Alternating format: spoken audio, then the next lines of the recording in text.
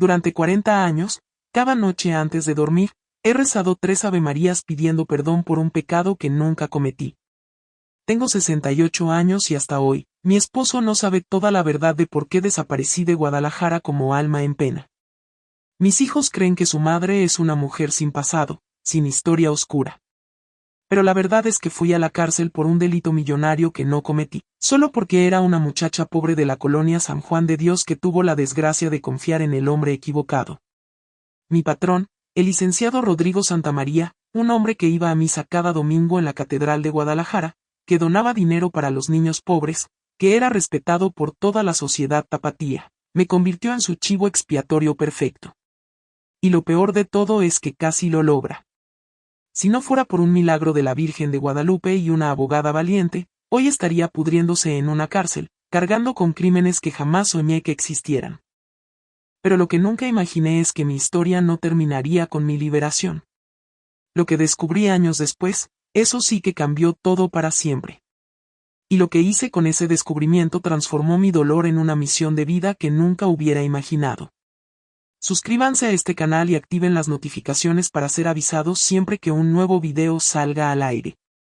Así como yo, muchas otras personas están creando valor para abrir el corazón y confesar secretos que quedaron guardados por años. Y tener a alguien para escuchar nuestras historias, es algo muy importante para nosotros. Para entender cómo llegué a esa situación tan terrible, tengo que contarles quién era yo antes de todo esto, porque mi historia no comenzó con la traición. Comenzó con el amor de una familia que luchaba por salir adelante contra todas las adversidades.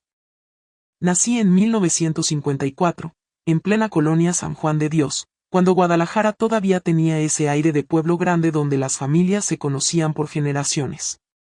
Nuestra casa quedaba en la calle Mezquitán número 127. Una callecita empedrada donde los niños jugábamos fútbol con pelotas hechas de trapos hasta que se ponía el sol y las madres nos gritaban desde las puertas de madera carcomida que era hora de cenar. El barrio tenía esa magia que solo conocen los que han vivido la pobreza con dignidad. Cada casa contaba una historia de sacrificio y esperanza. Los Hernández, que vivían en la esquina, tenían 7 hijos y el papá trabajaba vendiendo paletas en un carrito que empujaba desde las 5 de la mañana. Doña Soledad, la partera del barrio, había ayudado a nacer a la mitad de los niños de la colonia, incluyéndome a mí. Y estaba Doña Esperanza Flores, sí, el mismo nombre de mi madre, que vendía flores para las ofrendas de la Virgen de Guadalupe. Tenía un puesto pequeño en la entrada del mercado San Juan de Dios, y cada mañana llegaba con ramos de rosas, claveles, y gladiolas que cortaba de su jardín en las afueras de la ciudad. Esa mujer se convertiría años después en mi ángel guardián, aunque en ese momento yo solo la conocía como la señora amable que siempre me regalaba una flor cuando pasaba camino a la escuela. Mi padre, Jesús Vázquez Moreno, era un hombre de manos enormes y corazón aún más grande. Medía casi 1,80 m, tenía la piel curtida por el sol de las obras de construcción, y unos ojos café oscuro que se iluminaban cada vez que llegaba a casa después de un día de trabajo. Trabajaba desde los 14 años como albañil, levantando los muros de casas que jamás podría comprar, construyendo sueños ajenos mientras el suyo propio era simple pero profundo, que sus hijos tuvieran una vida mejor que la suya. Recuerdo perfectamente sus manos, callosas como piedra volcánica del Cerro del Cuatro, con cicatrices de herramientas y cemento, pero que se volvían delicadas como plumas de colibrí cuando me arreglaba las trenzas para ir a misa los domingos. Me sentaba en una sillita de madera que él mismo había hecho, y mientras me peinaba, me contaba historias de cuando era niño en un pueblo de Michoacán donde había nacido.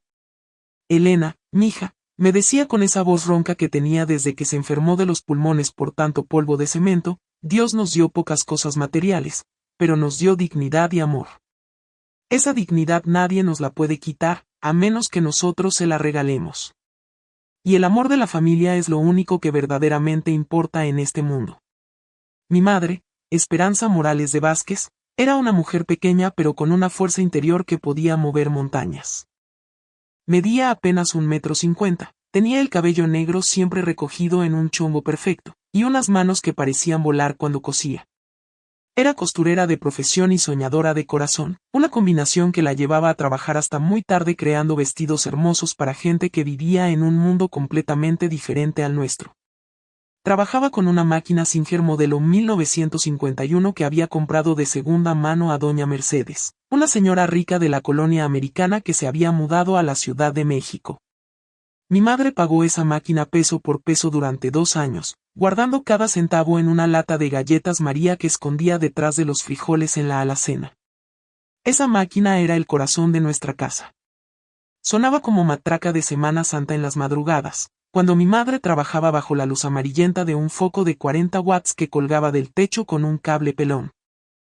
El sonido era tan constante que se había vuelto como el latido del corazón de la casa. Cuando paraba, sabíamos que algo estaba mal. Éramos 5 hermanos, cada uno con su personalidad bien marcada y su lugar especial en el corazón de mis padres.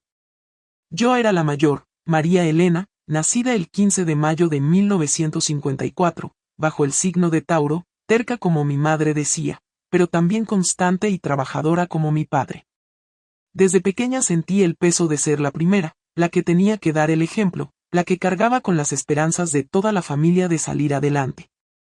Después venía Carmen Esperanza, 2 años menor que yo, nacida en 1956. Carmen tenía desde chiquita la risa más bonita del barrio, una risa cristalina que se escuchaba 3 casas a la redonda y que tenía el poder de alegrar hasta los días más grises.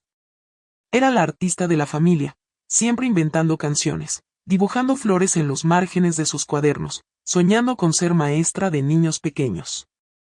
Luego llegaron los gemelos Ricardo Jesús y Roberto Esperanza, nacidos en 1958 con solo 20 minutos de diferencia. Eran iguales en cara pero completamente opuestos en carácter, como si Dios hubiera decidido poner todas las características posibles de personalidad en 2 personas idénticas para ver qué pasaba. Ricardo era el estudioso, el pensador, el que desde los 5 años se sentaba en un rincón con cualquier libro que pudiera encontrar, aunque no supiera leer todavía. Tenía esa concentración profunda que solo tienen los niños destinados a ser intelectuales. Soñaba con ser maestro de secundaria, como el profesor González que nos enseñaba matemáticas y que era el hombre más respetado del barrio después del padre Martínez. Roberto, por el contrario, era el travieso oficial de la familia y probablemente de toda la colonia. No podía estar quieto ni 5 minutos seguidos. Siempre estaba ideando travesuras que nos metían a todos en problemas, pero tenía ese don especial para hacer reír a cualquiera, incluso cuando las cosas estaban en su peor momento. Era el que consolaba a mi madre cuando se sentía abrumada, el que hacía chistes durante la cena cuando apenas había frijoles y tortillas. La pequeña Dolores María llegó en 1962, cuando ya pensábamos que mi mamá no tendría más hijos. Su llegada fue como un regalo inesperado del cielo. Nació cuando yo tenía 8 años, y desde el primer momento en que la vi, tan pequeñita, con esos deditos que se aferraban a mi dedo como si fuera su salvavidas, se convirtió en mi responsabilidad especial. Dolores tenía esos ojos grandes y expresivos que parecían entender todo, incluso cuando era muy chiquita para hablar. Era la consentida de todos, la que podía salirse con la suya solo con sonreír, la que tenía el poder de calmar los pleitos familiares con solo aparecer en la cocina con su camisón de dormir y sus trencitas desarregladas. Nuestra casa en la calle Mezquitán 127 era pequeña pero estaba llena de amor y vida. Tenía 2 cuartos principales, una cocina que era más bien un rincón con una estufa de petróleo, y un patio de tierra donde mi madre había creado un pequeño paraíso con las cosas más humildes. El cuarto de adelante era la sala, comedor, y taller de costura de mi madre al mismo tiempo. Durante el día, era donde ella trabajaba con su máquina Singer, rodeada de telas de colores, hilos, botones, y todos los materiales de su oficio. En las noches, movíamos la máquina contra la pared y extendíamos un petate donde dormían los gemelos. El cuarto de atrás era donde dormían mis padres, Carmen, Dolores y yo. Había una cama matrimonial que mi padre había hecho con tablas de una construcción donde había trabajado, y un catre pequeño donde dormíamos las 3 niñas, yo en un extremo, Carmen en el otro, y la pequeña Dolores en el medio, entre las 2. Pero el verdadero corazón de la casa era el patio. Mi madre había transformado ese espacio de tierra en un jardín mágico usando pura creatividad y amor. Tenía macetas hechas de latas viejas de aceite capullo donde cultivaba cilantro, perejil, hierbabuena, y chiles serranos que daban sabor a nuestras comidas sencillas. También criaba gallinas, 5 gallinas con nombres y personalidades propias. Estaba Clementina, la gallina café que era la líder del gallinero y la que más huevos ponía. Gertrudis, la gallina negra que era muy territorial y perseguía a cualquier gato que se atreviera a entrar al patio. La Prieta, que era pequeña pero valiente, y las dos más jóvenes que Carmen había bautizado como Rosa y Violeta porque, según ella, parecían flores cuando extendían sus alas al sol. Esas gallinas no eran solo animales para nosotros, eran parte de la familia. Cada huevo que ponían era un tesoro, cada pollito que nacía era motivo de celebración. Y cuando ocasionalmente había que sacrificar una para una celebración especial o porque alguien estaba enfermo, mi madre lo hacía con respeto y gratitud, explicándonos que la vida de la gallina se estaba convirtiendo en vida para nosotros. En los años 60 y 70, en familias como la nuestra, la educación era vista como un lujo casi inalcanzable, especialmente para las mujeres. La mentalidad predominante era muy clara y estaba grabada a fuego en la cultura mexicana. Los hombres estudiaban para trabajar y mantener a la familia, las mujeres aprendían lo básico, leer, escribir y hacer cuentas. Pero su verdadera educación estaba en aprender a coser, cocinar, limpiar y cuidar niños para convertirse en buenas esposas y madres. Pero mi madre tenía una visión completamente diferente del futuro, producto quizás de su propia frustración de no haber podido desarrollar todo su potencial intelectual. Ella había sido la alumna más inteligente de su escuela primaria, la maestra siempre lo decía, pero mis abuelos maternos la habían puesto a trabajar a los 12 años como empleada doméstica en casa de una familia rica de la colonia del Valle.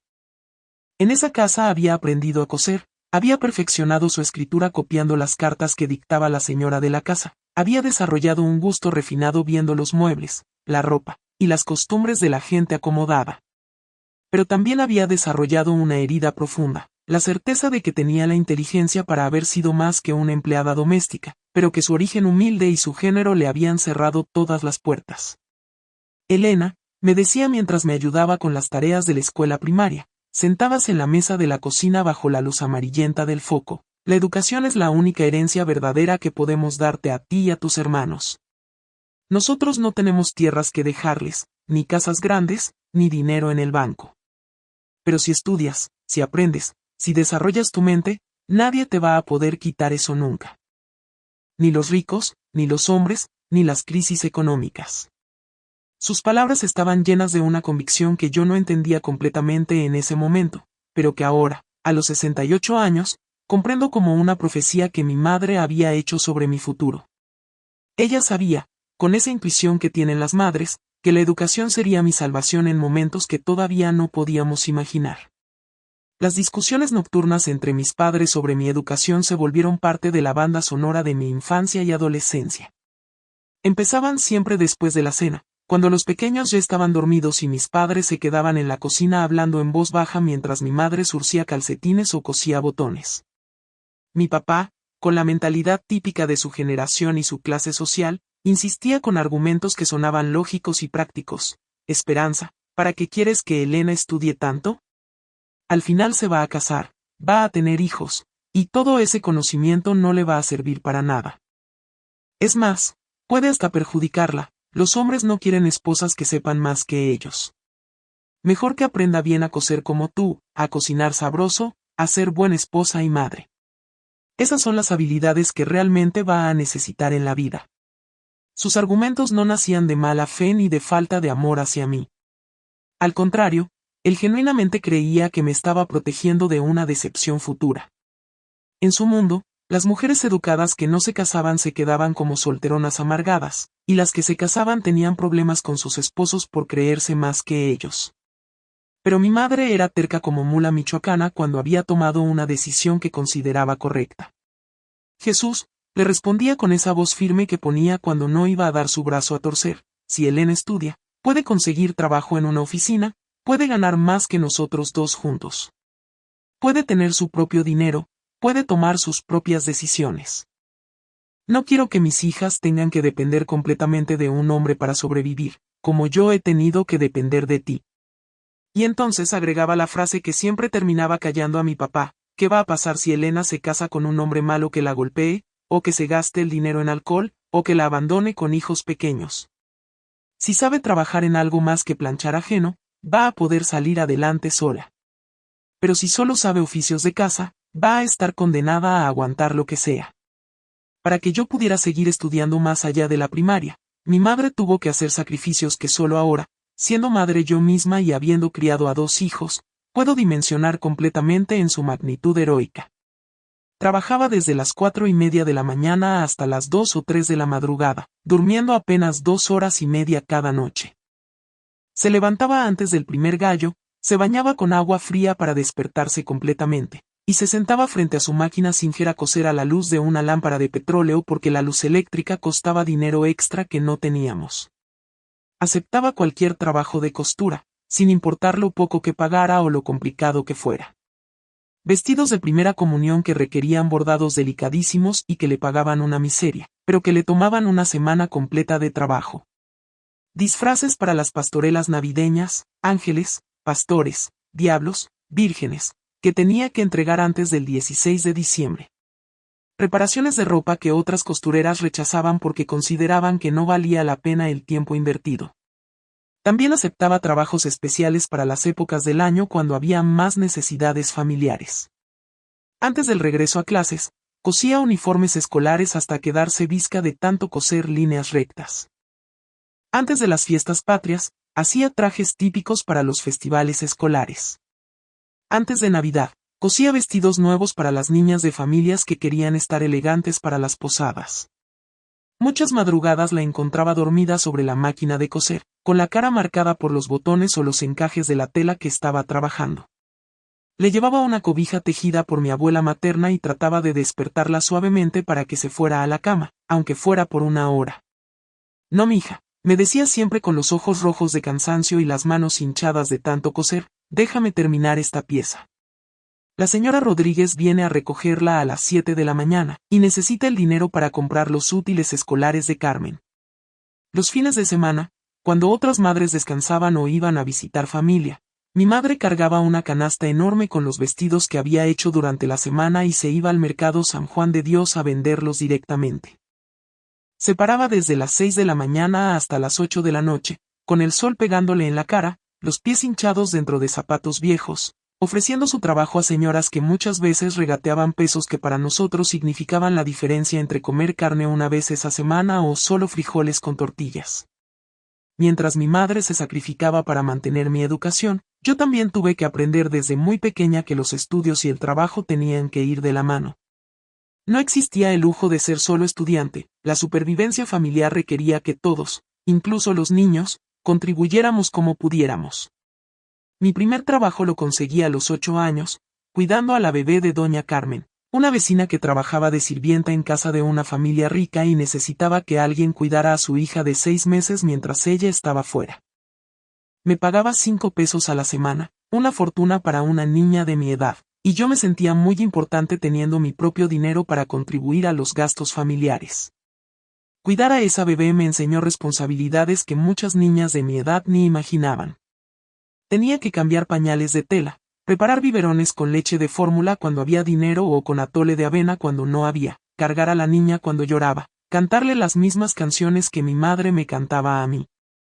Pero también me enseñó algo más profundo, que las mujeres pobres siempre tenemos que cuidar a los hijos de otras mujeres para poder mantener a los propios.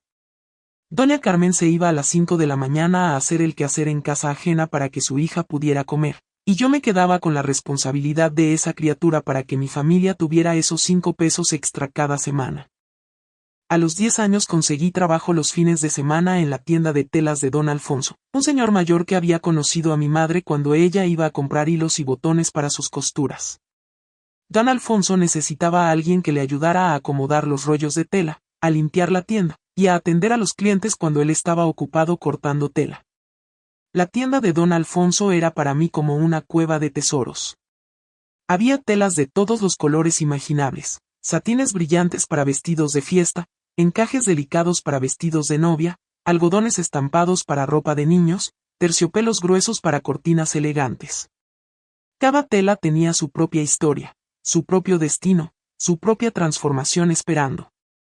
Don Alfonso era un hombre bueno que me enseñó lecciones valiosas sobre el trabajo y la honestidad. Elena, me decía mientras me enseñaba a doblar correctamente las telas sin que se arrugaran, En este mundo hay dos tipos de personas, las que hacen las cosas bien porque las están viendo, y las que hacen las cosas bien porque es lo correcto, aunque nadie las esté viendo. Tú perteneces al segundo grupo, mija, y eso te va a llevar muy lejos en la vida. También trabajé ayudando a Doña Refugio, una señora mayor que tenía un puesto de comida en el mercado San Juan de Dios. Hacía las quesadillas más sabrosas de todo Guadalajara, unos sopes que eran famosos hasta en otras colonias, y unas gorditas de chicharrón que vendía desde las 6 de la mañana hasta que se acababan. Doña Refugio me enseñó secretos culinarios que mi propia madre no sabía, cómo hacer masa para que quedara suavecita, cómo calcular las porciones exactas de ingredientes sin desperdiciar nada, cómo tratar a los clientes con respeto y alegría sin importar si compraban mucho o solo una quesadilla pequeña.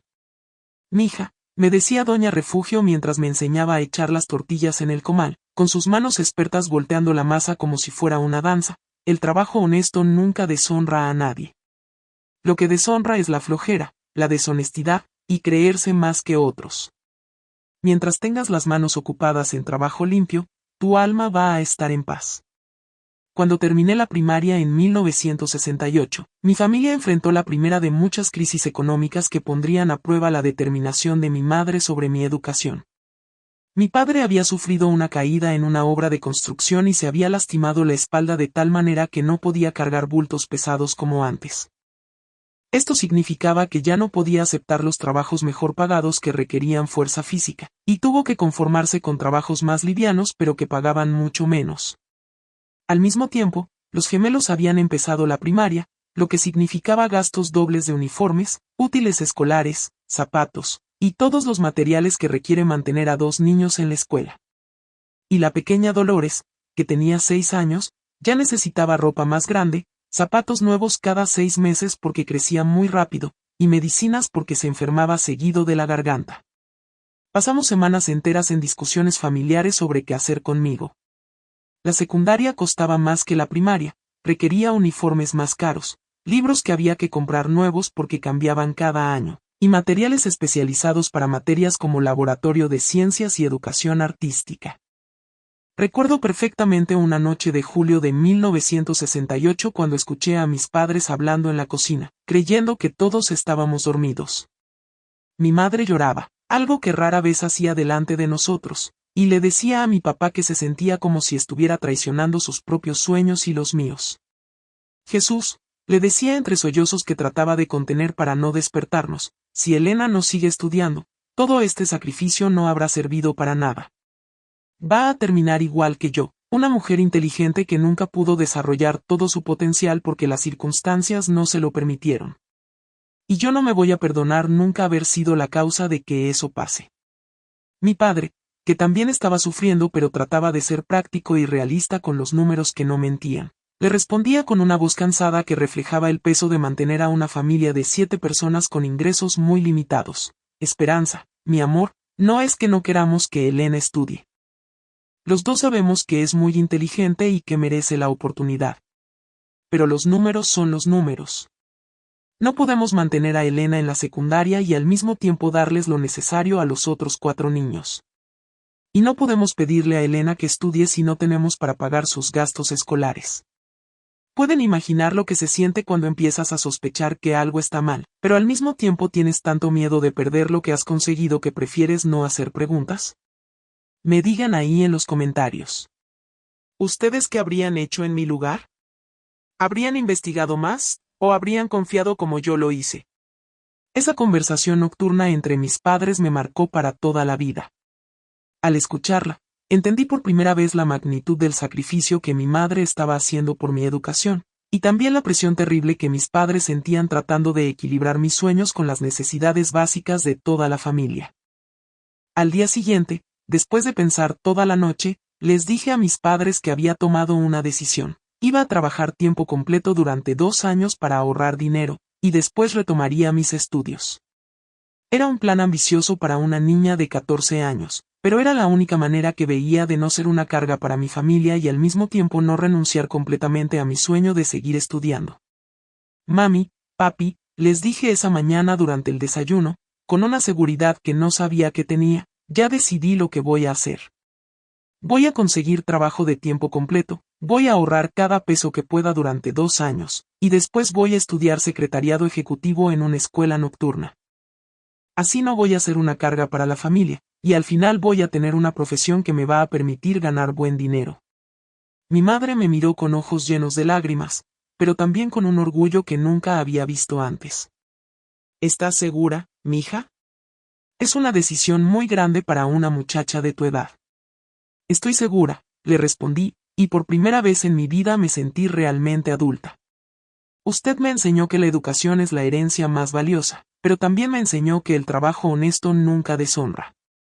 Voy a trabajar ahora para poder estudiar después, pero no voy a renunciar a estudiar nunca.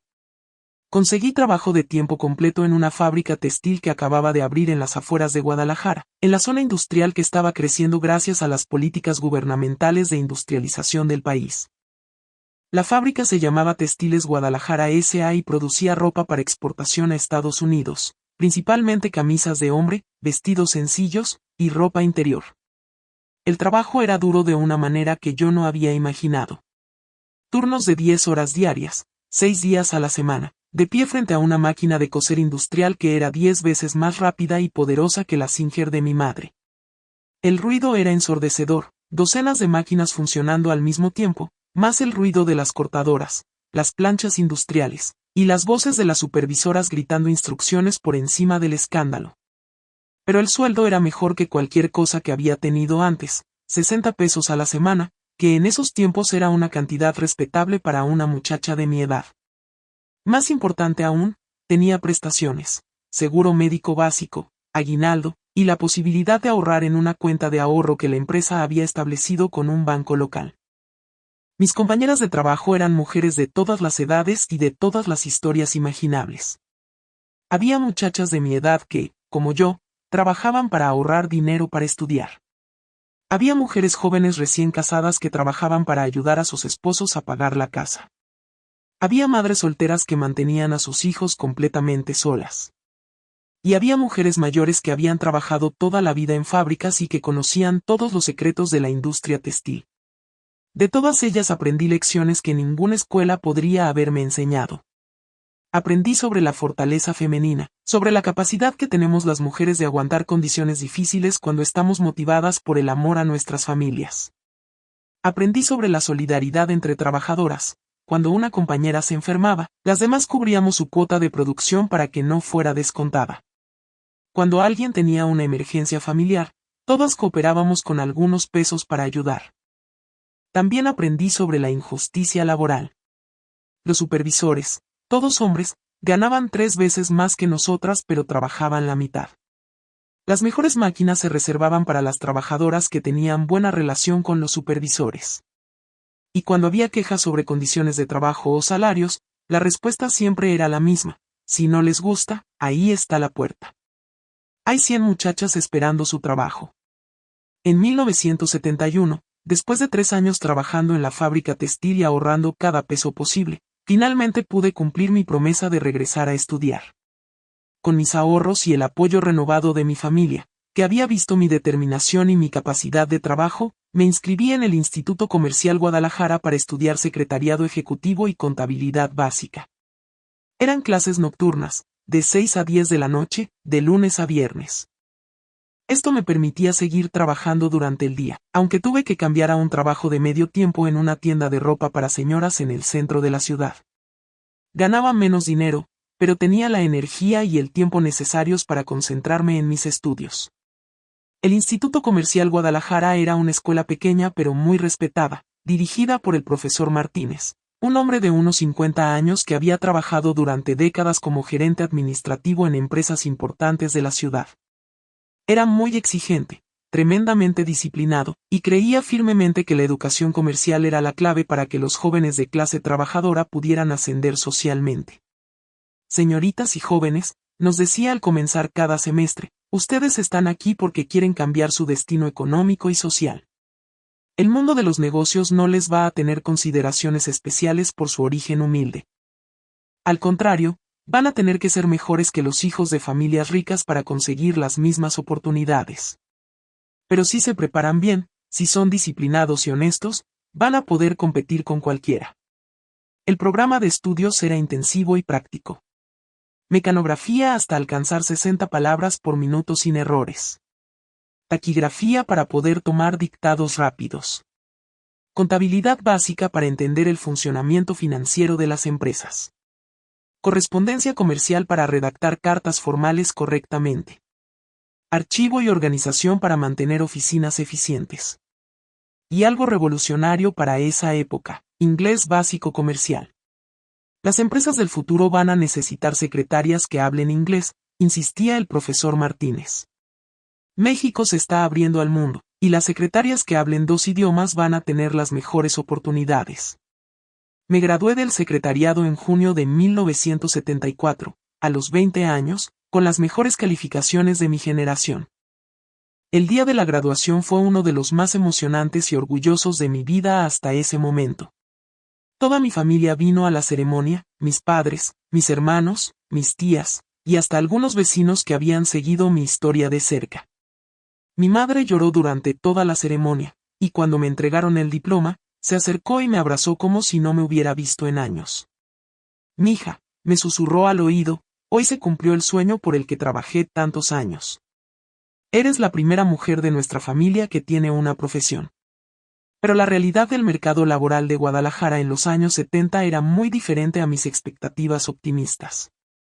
Las ofertas de trabajo para secretarias eran limitadas, los sueldos eran más bajos de lo que había calculado, y la competencia era feroz. Para cada puesto disponible había docenas de muchachas aplicando, muchas de ellas con mejor presentación física, mejores contactos familiares, o certificados de escuelas más prestigiosas que la mía. Durante 6 meses toqué puertas en oficinas del centro de Guadalajara, llenando solicitudes de empleo y asistiendo a entrevistas que casi siempre terminaban con la misma frase: señorita, sus calificaciones son excelentes, pero en este momento no tenemos vacantes. Le estaremos llamando si surge algo. En algunas empresas, la discriminación era más directa y cruel. ¿De qué colonia viene usted?, me preguntaban durante la entrevista, y cuando mencionaba San Juan de Dios, inmediatamente podía ver el cambio en la actitud del entrevistador. Ah, ya entiendo. Bueno, señorita, le estaremos llamando. La llamada nunca llegaba, y yo sabía perfectamente por qué. Finalmente, en enero de 1975, conseguí mi primer empleo formal como secretaria. Era en la oficina de contabilidad de don Aurelio Ramírez, un contador público de unos 60 años que llevaba la contabilidad de pequeños comerciantes, talleres familiares, y algunos profesionistas independientes del centro de Guadalajara. Don Aurelio tenía su despacho en un edificio viejo de la calle Corona, cerca del mercado del mismo nombre. El edificio tenía esa elegancia decadente de la arquitectura porfiriana, techos altos, balcones de hierro forjado, escaleras de mármol desgastado por décadas de uso. Pero la oficina de don Aurelio parecía campo de batalla después de huracán. Había papeles por todos lados, declaraciones de impuestos de años anteriores, facturas sin archivar, correspondencia sin contestar, libros de contabilidad amontonados en el suelo.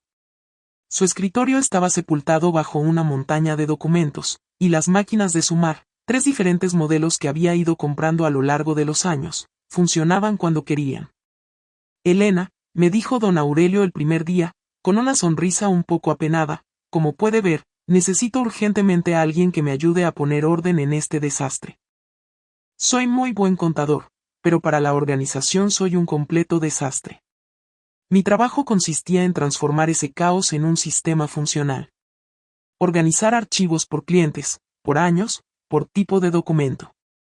Establecer un sistema de correspondencia donde todas las cartas fueran contestadas en tiempo apropiado. Mantener actualizados los libros de contabilidad de cada cliente. Programar las citas de manera que don Aurelio no tuviera 3 personas esperando al mismo tiempo. Don Aurelio me pagaba el salario mínimo de esa época, unos 45 pesos al día, pero me trataba con respeto genuino y reconocía abiertamente el valor de mi trabajo. Elena, me decía frecuentemente, usted le dio vida nueva a esta oficina. Antes yo pasaba más tiempo buscando documentos que trabajando con los números. Durante 8 meses trabajé con don Aurelio, aprendiendo no solo sobre contabilidad práctica, sino también sobre el trato digno entre empleador y empleada. Él nunca me gritó, Nunca me hizo sentir inferior, siempre me consultaba sobre decisiones que afectaban la oficina, y me daba crédito públicamente cuando los clientes comentaban sobre la mejora en la organización. Fueron 8 meses tranquilos, productivos, donde por primera vez me sentí valorada profesionalmente y donde desarrollé confianza en mis habilidades administrativas. Pero la crisis económica de mediados de los años 70 estaba afectando duramente a los pequeños negocios de todo México. Los clientes de don Aurelio, comerciantes del mercado, dueños de talleres familiares, profesionistas independientes, estaban luchando para sobrevivir, y muchos habían tenido que cerrar o reducir drásticamente sus operaciones. Un día de septiembre de 1975, don Aurelio me llamó a su oficina con una cara de tristeza profunda que nunca le había visto. Elena, mija, me dijo con una voz quebrada por la emoción, me duele en el alma tener que decirle esto, pero voy a tener que cerrar el despacho. Ya no puedo mantenerlo económicamente. Me explicó que había perdido más del 60% de sus clientes en los últimos 6 meses. Algunos habían cerrado sus negocios completamente, otros se habían ido con contadores más baratos, y los pocos que quedaban estaban atrasados en sus pagos por sus propias dificultades económicas. No me alcanza para pagar la renta de la oficina, ni los servicios, ni su sueldo, me dijo con lágrimas en los ojos. Y no es justo tenerla trabajando sin pagarle lo que se merece. Don Aurelio me dio una carta de recomendación excepcional y me pagó una indemnización mayor de la que me correspondía legalmente. Usted es una muchacha muy trabajadora, muy honesta, y muy capaz, me dijo el último día. Va a encontrar algo mejor muy pronto. Cualquier empresa que la contrate va a tener suerte de tenerla. Fue en marzo de 1981, después de varios empleos temporales y un periodo de desempleo que había durado más de lo esperado, cuando vi el anuncio en el periódico El Informador que cambiaría mi vida para siempre. Se busca secretaria ejecutiva para empresa de consultoría financiera. Experiencia comprobable, discreción absoluta, excelentes referencias. Sueldo muy atractivo y prestaciones superiores a la ley. La oficina estaba ubicada en un edificio moderno de la avenida López Cotilla, cerca del Teatro Degollado, en una zona que representaba el progreso y la modernidad de Guadalajara en los años 80. Cuando llegué a la entrevista, quedé impresionada por todo, los muebles de madera fina que brillaban como espejos, las alfombras gruesas que amortiguaban los pasos, los cuadros enmarcados en oro que decoraban las paredes, y sobre todo, el aire acondicionado que funcionaba perfectamente, manteniendo la oficina fresca y cómoda. El licenciado Rodrigo Santamaría parecía salido directamente de una película de Hollywood. Tenía unos 45 años, el cabello negro peinado hacia atrás con brillantina que lo hacía ver elegante y sofisticado, trajes que obviamente eran caros y hechos a la medida, zapatos de piel siempre lustrados hasta brillar, y esa seguridad natural que tienen los hombres acostumbrados a que les obedezcan sin preguntas. Durante la entrevista, que duró casi 2 horas, me hizo preguntas que en ese momento me parecieron normales pero que ahora entiendo tenían un propósito muy específico. No tanto sobre mi experiencia profesional o mis habilidades técnicas, sino sobre mi situación personal y familiar, si vivía con mis padres, cuál era la situación económica de mi familia, si tenía novio o planes de matrimonio inmediatos, si mis padres dependían de mi sueldo para gastos familiares importantes. Señorita Vázquez, me dijo al final de la entrevista, con esa sonrisa que después aprendí a reconocer como calculadora, lo que más me gusta de usted es su honestidad y su sencillez. Se nota que es una muchacha de familia trabajadora y decente. Eso es exactamente lo que necesito en mi empresa, alguien en quien pueda confiar completamente, alguien que entienda la importancia de la discreción en los negocios importantes. Me ofreció un sueldo que era casi el triple de lo que había ganado en cualquier trabajo anterior, 500 pesos diarios, más comisiones por trabajos especiales, más aguinaldo doble al final del año, más seguro médico privado que incluía a mi familia, más fondo de ahorro con aportaciones de la empresa. Era más dinero del que mi familia completa ganaba en una semana buena. Por supuesto que acepté inmediatamente, sin hacer preguntas sobre por qué pagaba tanto por un trabajo que sonaba relativamente sencillo. Los primeros 6 meses trabajando para el licenciado Santamaría fueron como vivir en un sueño que nunca había imaginado posible para una muchacha de mi origen. Llegaba cada mañana a las 8 en punto a una oficina que parecía un set de película, con café recién hecho esperándome, pan dulce de la mejor panadería de la ciudad, y flores frescas que una floristería renovaba cada semana. Mi escritorio era de caoba pulida, con una silla ergonómica que había sido importada de Estados Unidos, y una máquina de escribir IBM Selectric que era la tecnología más avanzada disponible en esos tiempos. También tenía mi propia línea telefónica, mi propio archivo de 4 gavetas, y un pequeño refrigerador donde podía guardar mi comida. Mis tareas iniciales parecían sencillas y rutinarias: recibir clientes y visitantes con amabilidad profesional, programar citas en la agenda del licenciado, mecanografiar correspondencia comercial, mantener los archivos organizados por fecha y por cliente, y manejar algunas llamadas telefónicas de rutina. El licenciado me trataba no solo con respeto profesional, sino con una consideración personal que nunca había experimentado en ningún trabajo anterior. Nunca me gritaba, nunca me hacía sentir estúpida si cometía algún error, siempre me explicaba pacientemente las tareas nuevas, y constantemente me decía que era muy inteligente y que tenía un gran futuro en la empresa. Además, cumplía religiosamente todas sus promesas económicas. Me pagaba exactamente el día prometido, sin retrasos ni excusas. Me dio 3 uniformes elegantes para usar en la oficina, trajes sastre de muy buena calidad que me hacían sentir como una ejecutiva de película. En Navidad me regaló una canasta navideña que era más grande que nuestra mesa del comedor, llena de jamón, pavo, vinos, dulces importados, y hasta juguetes para mis hermanos menores. Cuando mi padre se enfermó de gripe y tuvo que faltar al trabajo durante 10 días, el licenciado me adelantó 2 semanas de sueldo sin intereses para que pudiera pagar los medicamentos y la consulta médica privada que mi padre necesitaba. Mi familia estaba orgullosa de mí como nunca antes. En el barrio me veían pasar todas las mañanas, arreglada como secretaria de telenovela, y los comentarios eran siempre positivos y llenos de admiración. «Miren a la Elena», decían las señoras cuando pasaba camino al trabajo, «qué bien le está yendo en la vida. Se nota que es una muchacha muy trabajadora y aplicada». Mi madre había podido reducir sus horas de costura nocturna porque con mi sueldo podíamos vivir más desahogadamente. Mis hermanos menores pudieron seguir estudiando sin tener que trabajar después de clases, como habían empezado a hacer para ayudar con los gastos familiares. Era como si finalmente hubiéramos salido del hoyo profundo de la pobreza que había definido nuestras vidas durante tantos años. Por primera vez en la historia de la familia Vázquez, teníamos una empleada con trabajo de oficina, con prestaciones superiores, con un futuro prometedor. Yo me sentía importante, exitosa, como si hubiera logrado algo que ninguna generación anterior de mujeres en mi familia había conseguido. Pero después de algunos meses de esta luna de miel laboral, comenzaron a suceder cosas extrañas que mi inexperiencia y mi gratitud me impidieron interpretar correctamente.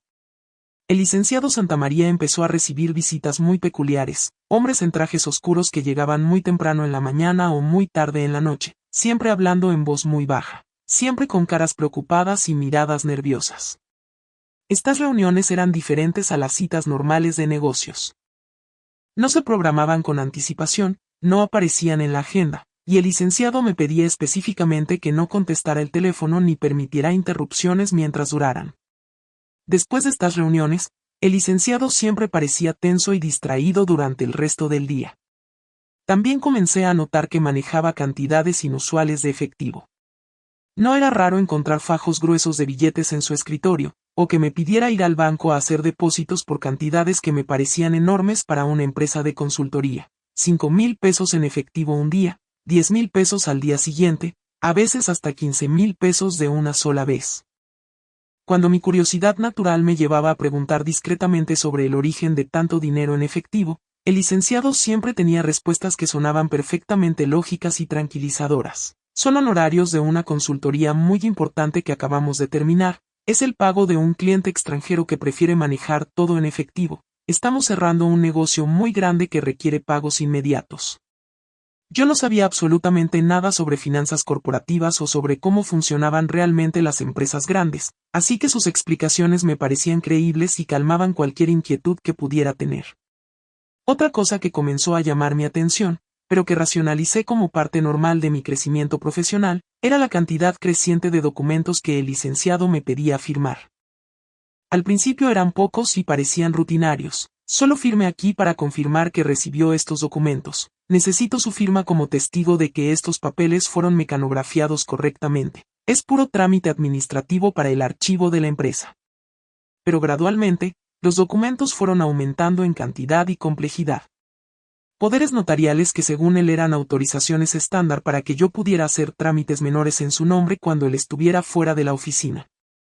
Actas constitutivas de lo que me explicaba eran empresas subsidiarias que necesitaban una segunda firma para cumplir con requisitos legales. Contratos de arrendamiento que supuestamente eran para oficinas adicionales que la empresa estaba rentando para expandirse. Autorizaciones bancarias que me decía eran necesarias para que yo pudiera hacer depósitos y manejar cuentas menores cuando él estuviera ocupado en reuniones importantes. Contratos de prestación de servicios donde yo aparecía como representante autorizada para firmar acuerdos menores que no requerían su atención personal. Siempre me explicaba cada documento de manera que sonara lógico y rutinario. Elena, confío tanto en usted que le estoy autorizando para que pueda manejar estos asuntos administrativos sin tener que consultarme cada pequeño detalle, es parte de su crecimiento profesional. Está aprendiendo a manejar responsabilidades más importantes. Son documentos estándar que todas las secretarias ejecutivas manejan en empresas serias. Yo firmaba todo sin leer completamente, confiando plenamente en él. Era mi patrón, un hombre respetado en Guadalajara, miembro de la Cámara de Comercio, conocido por su generosidad y su participación en obras de caridad. ¿Por qué habría de desconfiar de alguien que me trataba tan bien y que había mejorado tanto la vida de mi familia? Lo que yo no sabía en ese momento, y que solo descubriría años después durante la investigación legal, era que el licenciado Santamaría estaba llevando una doble vida perfectamente planificada. De día era el empresario respetable que todos conocían, pero había construido un imperio criminal que se extendía por varios estados de México. Tenía oficinas similares a la nuestra en por lo menos 5 ciudades diferentes: Puebla, Monterrey, León, Tijuana y Veracruz. En cada una había contratado a muchachas con perfiles casi idénticos al mío, jóvenes entre 20 y 25 años, de familias trabajadoras pero pobres, sin educación universitaria, con necesidades económicas urgentes, y con esa gratitud natural que hace que las personas confíen completamente en quien las ayuda. Su método era siempre exactamente el mismo: las trataba maravillosamente bien durante los primeros meses, les pagaba sueldos generosos que eran mucho mejores que cualquier cosa que hubieran tenido antes. Se ganaba su confianza y la de sus familias con regalos y consideraciones especiales, y después gradualmente las involucraba en la firma de documentos cada vez más comprometedores. Con el tiempo, sin que ellas lo supieran, las convertía en socias involuntarias de empresas fantasma, en representantes legales de compañías que existían solo en el papel, en responsables oficiales de deudas millonarias que nunca habían visto, en cómplices legales de operaciones financieras que jamás habían entendido.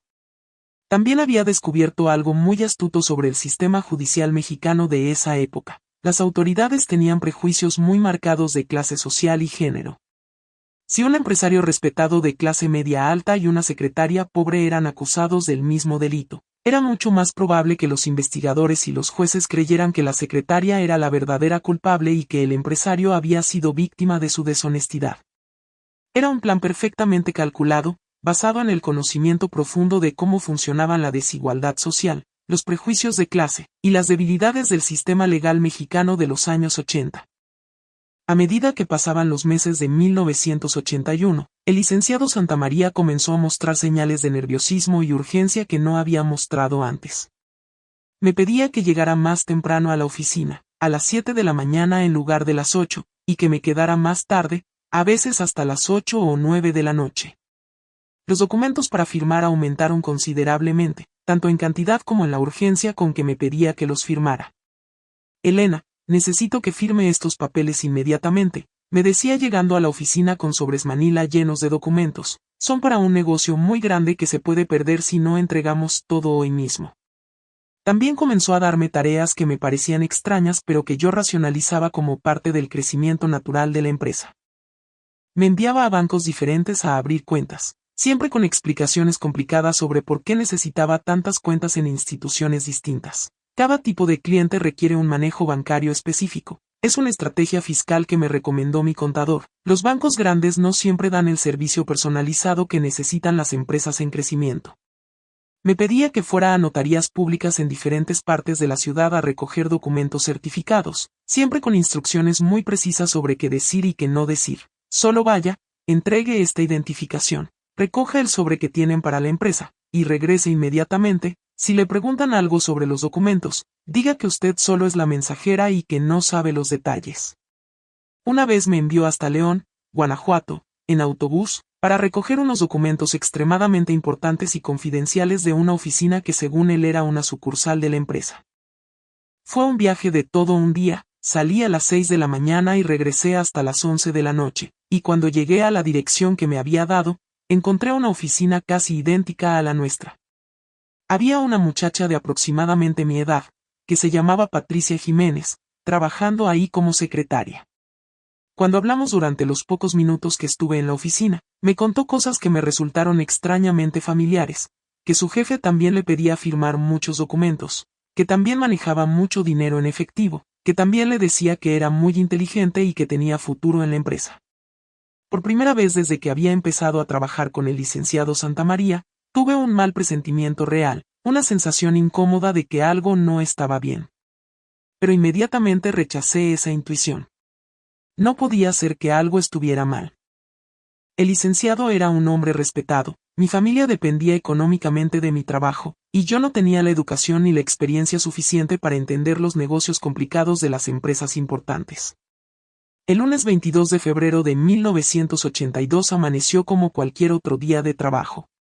Me levanté a las 6 de la mañana, como había hecho durante casi un año, me bañé con el jabón Camay que había comprado en el almacén París del centro, me puse mi traje sastre azul marino, el más elegante de los 3 que el licenciado me había regalado, y desayuné café con leche y pan dulce con mi familia en la mesa de la cocina.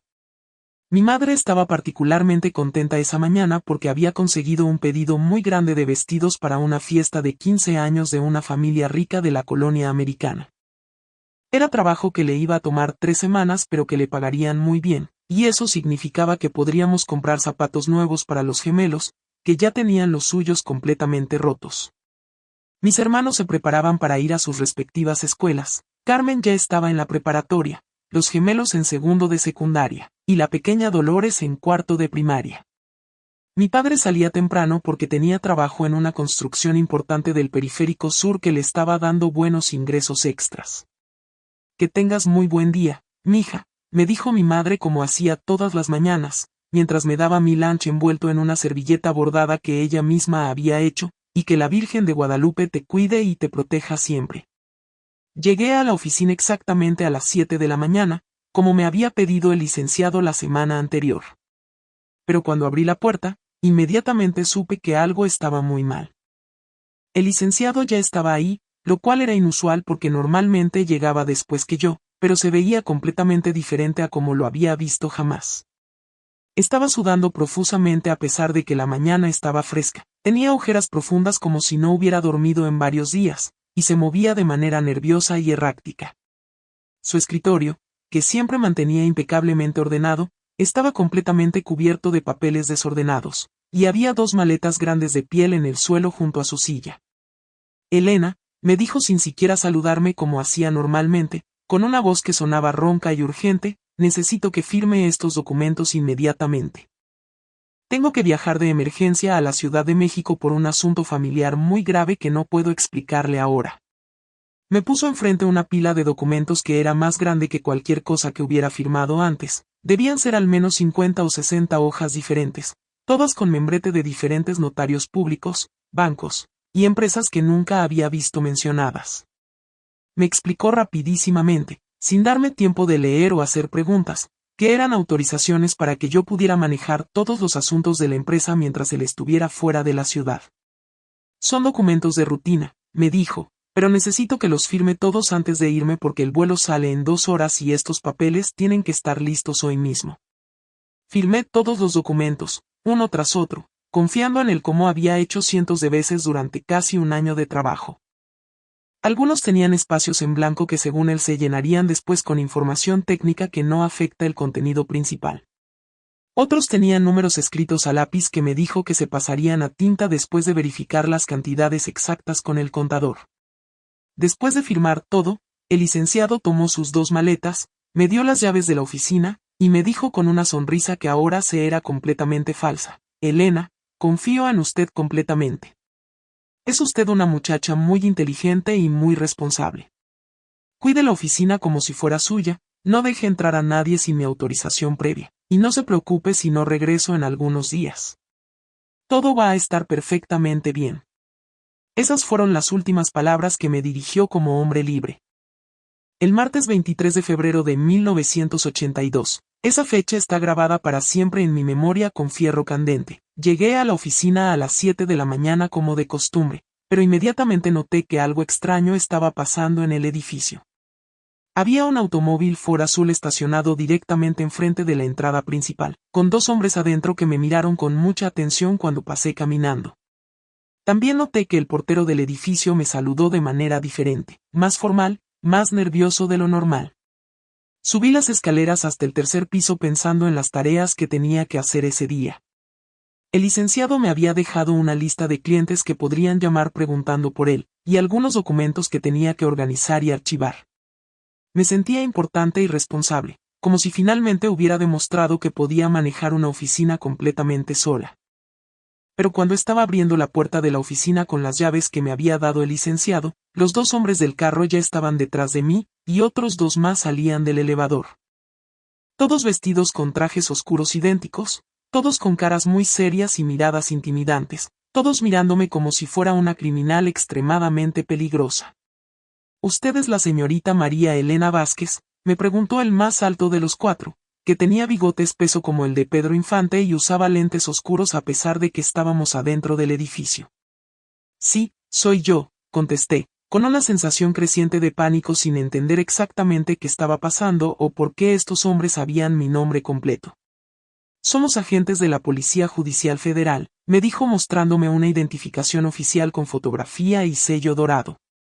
«Tenemos una orden de cateo para estas oficinas y una orden de aprehensión en su contra por los delitos de fraude fiscal, evasión de impuestos, y asociación delictuosa». En ese momento, mi mundo se desplomó completamente. Las palabras que estaba escuchando no tenían ningún sentido para mí. ¿Orden de aprehensión? ¿En mi contra? ¿Por qué delitos? ¿Qué significaba asociación delictuosa? Era como si me estuvieran hablando en un idioma que no conocía. Uno de los agentes me enseñó unos documentos oficiales llenos de sellos, firmas, y lenguaje legal que no podía entender. Pero sí pude entender las cantidades de dinero que mencionaban: fraude por 53 millones de pesos, evasión fiscal por 38 millones de pesos, operaciones no declaradas por 72 millones de pesos. Y lo más impactante de todo, mi nombre aparecía en todos esos documentos como socia fundadora, como representante legal, como responsable solidaria de deudas y obligaciones que equivalían a más dinero del que había visto en toda mi vida. «Tiene derecho a guardar silencio», me dijo otro de los agentes mientras me ponía las esposas de metal frío en las muñecas. «Todo lo que diga puede ser usado en su contra en un tribunal. Tiene derecho a un abogado, y si no puede pagar uno, el Estado le proporcionará uno gratuitamente».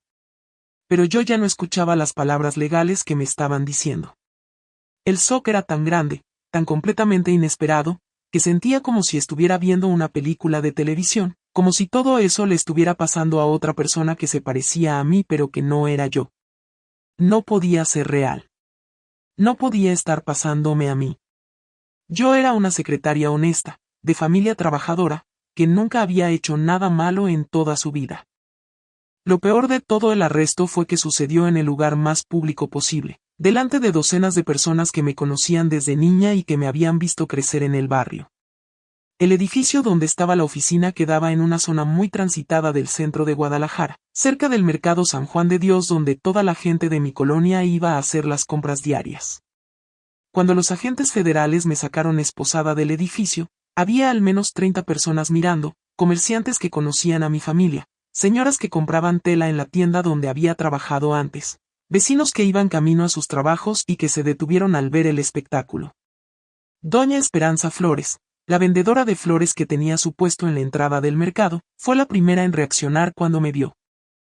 Empezó a llorar desconsoladamente y gritaba: «No puede ser. Elena es una muchacha decente. Es de familia honrada. Tiene que haber algún error muy grande». Don Chema, el dueño del puesto de carnitas que había conocido a mis padres desde antes de que yo naciera, salió corriendo de su local cuando alguien le avisó lo que estaba pasando. Cuando me vio esposada entre los agentes federales, Se puso furioso y empezó a gritarles. Están cometiendo una injusticia terrible. Esta muchacha es más honrada que ustedes. Su familia es la más decente de toda la colonia. Pero también había otros vecinos y conocidos que no fueron tan solidarios conmigo. Vi caras de sorpresa genuina, de decepción profunda, de juicio moral inmediato. Escuché murmullos que me dolieron más que las esposas. Quien lo hubiera pensado, por eso dicen que hay que conocer bien a la gente antes de confiar. Seguramente andaba en malos pasos desde hace tiempo, pobre familia, qué vergüenza les va a tocar pasar. El camino desde la puerta del edificio hasta la patrulla federal fue el más largo y humillante de mi vida hasta ese momento. Cada paso que daba se sentía como si estuviera caminando hacia mi muerte social, hacia la destrucción completa de la reputación que había construido durante 23 años de vida honesta, hacia la vergüenza pública de toda mi familia. Las personas se apartaban cuando pasaba, como si la deshonestidad fuera contagiosa. Los comerciantes cerraban sus puestos para salir a ver mejor. Los niños preguntaban a sus madres por qué la señorita Elena estaba arrestada, y las madres les decían que no miraran, que no era algo para niños. Cuando finalmente llegué a la patrulla, antes de subir, alcancé a ver a lo lejos a mi hermana Carmen que venía caminando hacia el mercado para hacer las compras de la casa. Nuestros ojos se encontraron por un segundo, y vi en su cara la misma expresión de shock y confusión total que yo debía tener. Inmediatamente se echó a correr hacia donde estábamos, pero los agentes ya me habían subido al carro y estaban arrancando.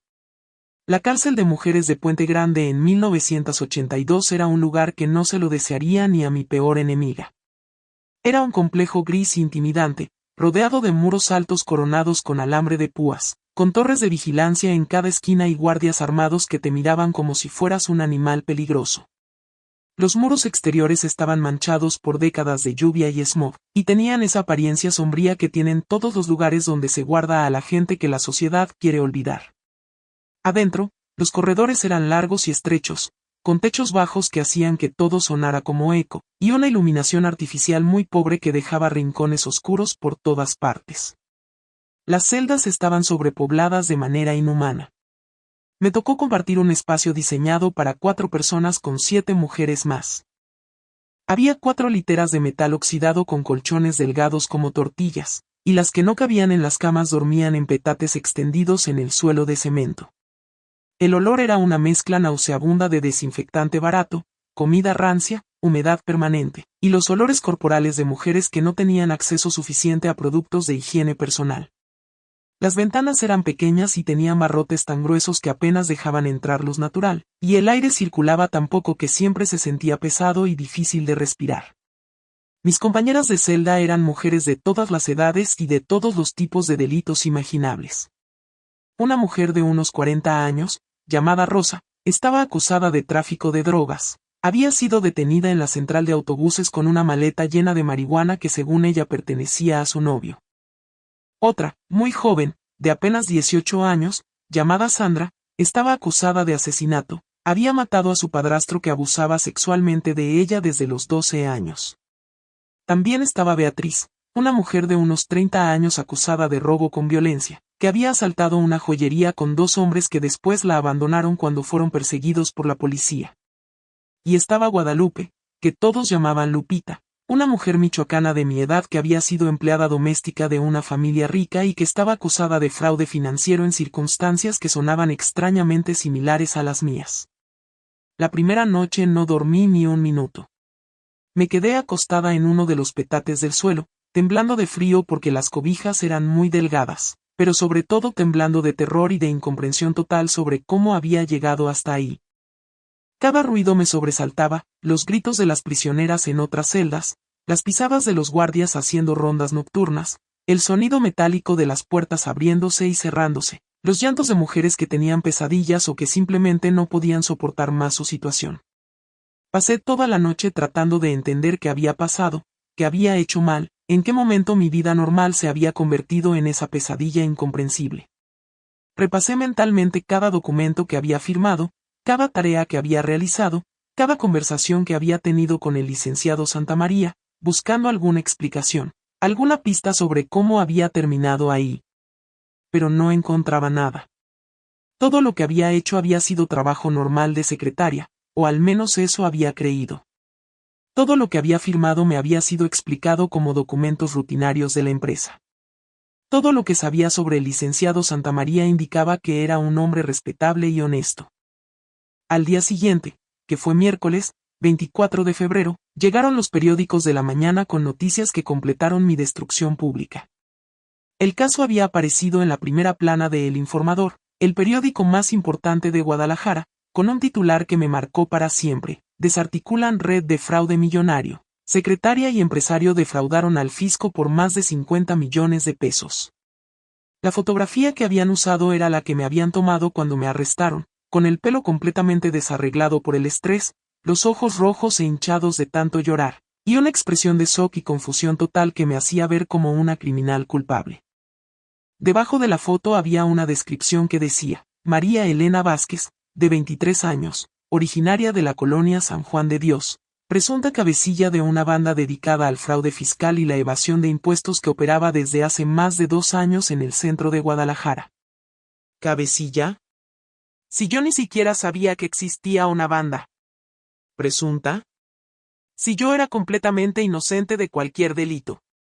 El artículo del periódico describía el caso como si ya tuvieran toda la información necesaria para declararme culpable. Mencionaba las cantidades millonarias de dinero involucradas, las empresas fantasma que supuestamente yo había creado, las cuentas bancarias que supuestamente yo manejaba, los documentos falsificados que supuestamente yo había firmado conscientemente. También mencionaba muy poco al licenciado Santamaría, y cuando lo hacía era como si él también hubiera sido víctima de mi supuesta deshonestidad. El empresario Rodrigo Santamaría, propietario de la empresa donde trabajaba la presunta defraudadora, se encuentra desaparecido desde el lunes y se presume que también puede haber sido víctima del fraude de su empleada. La manera en que estaba redactado el artículo hacía parecer que yo era una criminal inteligente y calculadora que había engañado a un empresario honesto para robar millones de pesos del gobierno mexicano. No había ni una sola línea que sugiriera que yo podría ser inocente, o que podría haber sido víctima de un engaño. Cuando las otras prisioneras leyeron el periódico, algunas me miraron con una mezcla de respeto y temor, como si fuera una criminal muy sofisticada. «Órale, Elena», me dijo Rosa, la que estaba acusada de tráfico de drogas, «no sabía que eras de las pesadas. 50 millones de pesos no es cualquier cosa». Yo traté de explicarles que era inocente, que había sido engañada, que nunca había visto ese dinero ni sabía de la existencia de esas empresas. Pero algunas no me creyeron, pensaban que estaba tratando de hacerme la víctima para conseguir su simpatía. Otras sí me creyeron, especialmente Lupita, que había pasado por una experiencia similar. Fue precisamente Lupita quien se convirtió en mi salvación emocional durante esos primeros días terribles en la cárcel. Guadalupe Morales, ese era su nombre completo, tenía 24 años, era originaria de un pueblo pequeño cerca de Morelia, Michoacán, y había llegado a la Ciudad de México cuando tenía 18 años buscando trabajo para mantener a sus padres y a sus hermanos menores. Había conseguido trabajo como empleada doméstica en casa de los Villarreal, una familia muy rica que vivía en las lomas de Chapultepec. Los señores Villarreal, él era empresario, ella venía de una familia de políticos importantes, la trataban supuestamente como parte de la familia. Le habían pagado estudios de secretariado nocturno, le habían dado responsabilidades importantes en el manejo administrativo de la casa, le habían aumentado el sueldo varias veces. Pero todo era parte de un plan muy similar al que el licenciado Santamaría había usado conmigo. Poco a poco la fueron involucrando en el manejo de los negocios de la familia, haciéndola firmar documentos que le decían eran contratos de servicios domésticos mejorados, abrir cuentas bancarias que según ellos eran para manejar los gastos de la casa de manera más eficiente, convertirlas sin que se diera cuenta en socia legal de empresas que lavaban dinero del narcotráfico. Era igualito que tu historia, Elena, me contaba Lupita mientras tejíamos rebozos para vender a las familias que venían a visitar a las prisioneras. Nos escogieron porque éramos pobres, porque necesitábamos mucho el trabajo, porque no íbamos a hacer preguntas complicadas, y porque sabían que si algo salía mal, la policía nos iba a creer culpables a nosotras antes de creerles culpables a ellos. También conocí a Rosario, una muchacha de Colima que tenía una historia casi idéntica. Había trabajado como cajera en una financiera donde su jefe desviaba sistemáticamente los ahorros de los clientes hacia cuentas personales que había abierto usando la identificación de Rosario. Ella procesaba las transacciones creyendo que eran movimientos normales de la empresa, hasta que llegaron los auditores del gobierno y descubrieron el desfalco masivo. Y estaba Teresa, otra compañera cuya historia también era familiar. Había sido secretaria en una empresa constructora que facturaba obras públicas que nunca se construyeron.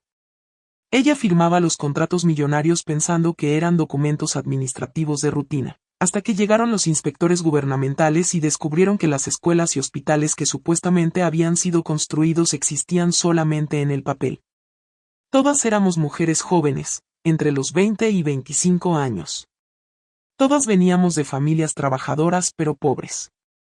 Todas habíamos confiado completamente en patrones que parecían respetables y honestos. Todas habíamos sido usadas como escudo humano para proteger a criminales de cuello blanco que sabían exactamente cómo explotar nuestras necesidades económicas y nuestra inexperiencia legal. El patrón era tan claro que no podía ser coincidencia.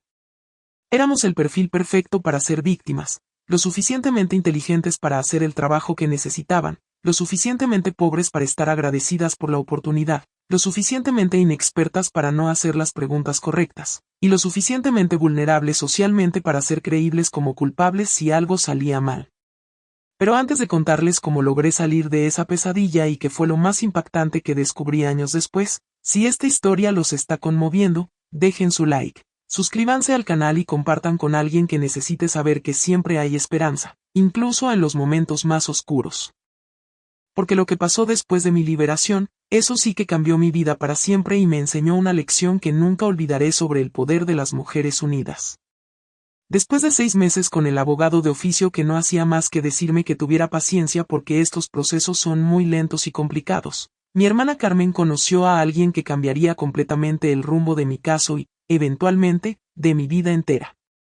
Carmen había tenido que dejar sus estudios de preparatoria para trabajar tiempo completo y ayudar con los gastos familiares que se habían multiplicado por mi situación.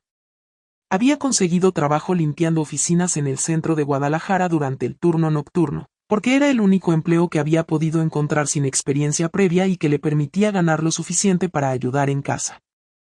Una noche, mientras trapeaba los pisos del bufete jurídico Morales y Asociados, escuchó a una abogada joven hablando por teléfono sobre casos de mujeres trabajadoras que habían sido usadas como prestanombres en fraudes financieros cometidos por sus empleadores. La abogada se llamaba Patricia Morales Sandoval, tenía apenas 28 años, y se había graduado con mención honorífica de la Facultad de Derecho de la Universidad de Guadalajara apenas 3 años antes. Venía de una familia humilde de Tonalá. Su padre era alfarero y su madre vendía comida en el mercado, pero había logrado estudiar Derecho con becas académicas y trabajando de noche como mesera en restaurantes del centro. Carmen, que había heredado la valentía y la determinación de mi madre, se acercó a la licenciada Patricia al final de su jornada de limpieza y le contó mi historia completa. La licenciada la escuchó atentamente durante más de 1 hora, tomando notas detalladas, haciendo preguntas específicas sobre las fechas, los documentos, las circunstancias de mi arresto, y el desarrollo del proceso legal hasta ese momento. Dígale a su hermana que mañana mismo voy a ir a visitarla a la cárcel, le dijo Carmen con una seguridad que llenó de esperanza a mi hermana. Y dígale también que no es la primera muchacha trabajadora que veo en esta situación exacta. Creo que su hermana puede ser completamente inocente, y si es así, la vamos a sacar de ahí cueste lo que cueste. La primera vez que vi a la licenciada Patricia Morales fue como ver un ángel enviado directamente por la Virgen de Guadalupe en respuesta a las oraciones desesperadas que había estado haciendo durante meses. Era una mujer pequeña de estatura, morena clara, con ojos muy inteligentes que brillaban con una determinación que nunca había visto en ningún abogado, y una sonrisa que me transmitió esperanza genuina por primera vez desde mi arresto. Llegó a la cárcel un jueves por la mañana con una maleta de cuero llena de libros gruesos de derecho penal, folders organizados con documentos relacionados con casos similares al mío, y una grabadora pequeña para tomar notas precisas de nuestra conversación. Desde el primer momento supe que era diferente a cualquier abogado que hubiera conocido. Elena, me dijo con una voz firme pero cariñosa, mirándome directamente a los ojos de una manera que me hizo sentir como persona y no como criminal. Lo primero que necesito que entiendas es que ser pobre no te hace culpable de nada. Ser trabajadora tampoco. Ser agradecida con tu patrón no es un delito. Y confiar en alguien que te trata bien no es estupidez, es humanidad normal. durante nuestra primera entrevista, que duró más de 3 horas, me hizo contar mi historia completa desde el momento en que conocí al licenciado Santamaría hasta el día de mi arresto. Pero me preguntaba detalles que ni yo recordaba conscientemente, qué hora exacta era cuando firmé cada tipo de documento, si había otras personas presentes durante las firmas, si recordaba haber leído completamente los contratos, si el licenciado me había dado alguna vez copias de los documentos firmados. Mira, Elena, me explicó con una paciencia infinita, lo que ese hombre hizo contigo se llama usar prestanombres o crear testaferros involuntarios. Es un delito muy sofisticado que cometen criminales de cuello blanco cuando quieren esconder sus operaciones ilegales detrás de personas inocentes. Pero las autoridades mexicanas no están acostumbradas a investigar este tipo de crímenes correctamente. Es más fácil arrestar a las víctimas que encontrar y procesar a los verdaderos culpables. Me explicó que había estudiado casos similares durante su especialización en Derecho Penal, que había defendido a otras mujeres que habían pasado por situaciones prácticamente idénticas a la mía, y que tenía una teoría sobre cómo el licenciado Santamaría había operado su red criminal. El problema, me dijo, es que tenemos que probarlo todo. No basta con que tú seas inocente, tenemos que demostrar legalmente tu inocencia y la culpabilidad de él. Y eso va a requerir una investigación muy profunda y muy cara que tu familia no puede pagar. Cuando le pregunté cómo podríamos hacer una investigación así sin dinero, me sonrió de una manera que nunca olvidaré. Elena, yo no me hice abogada para enriquecerme defendiendo a los ricos que ya tienen todo.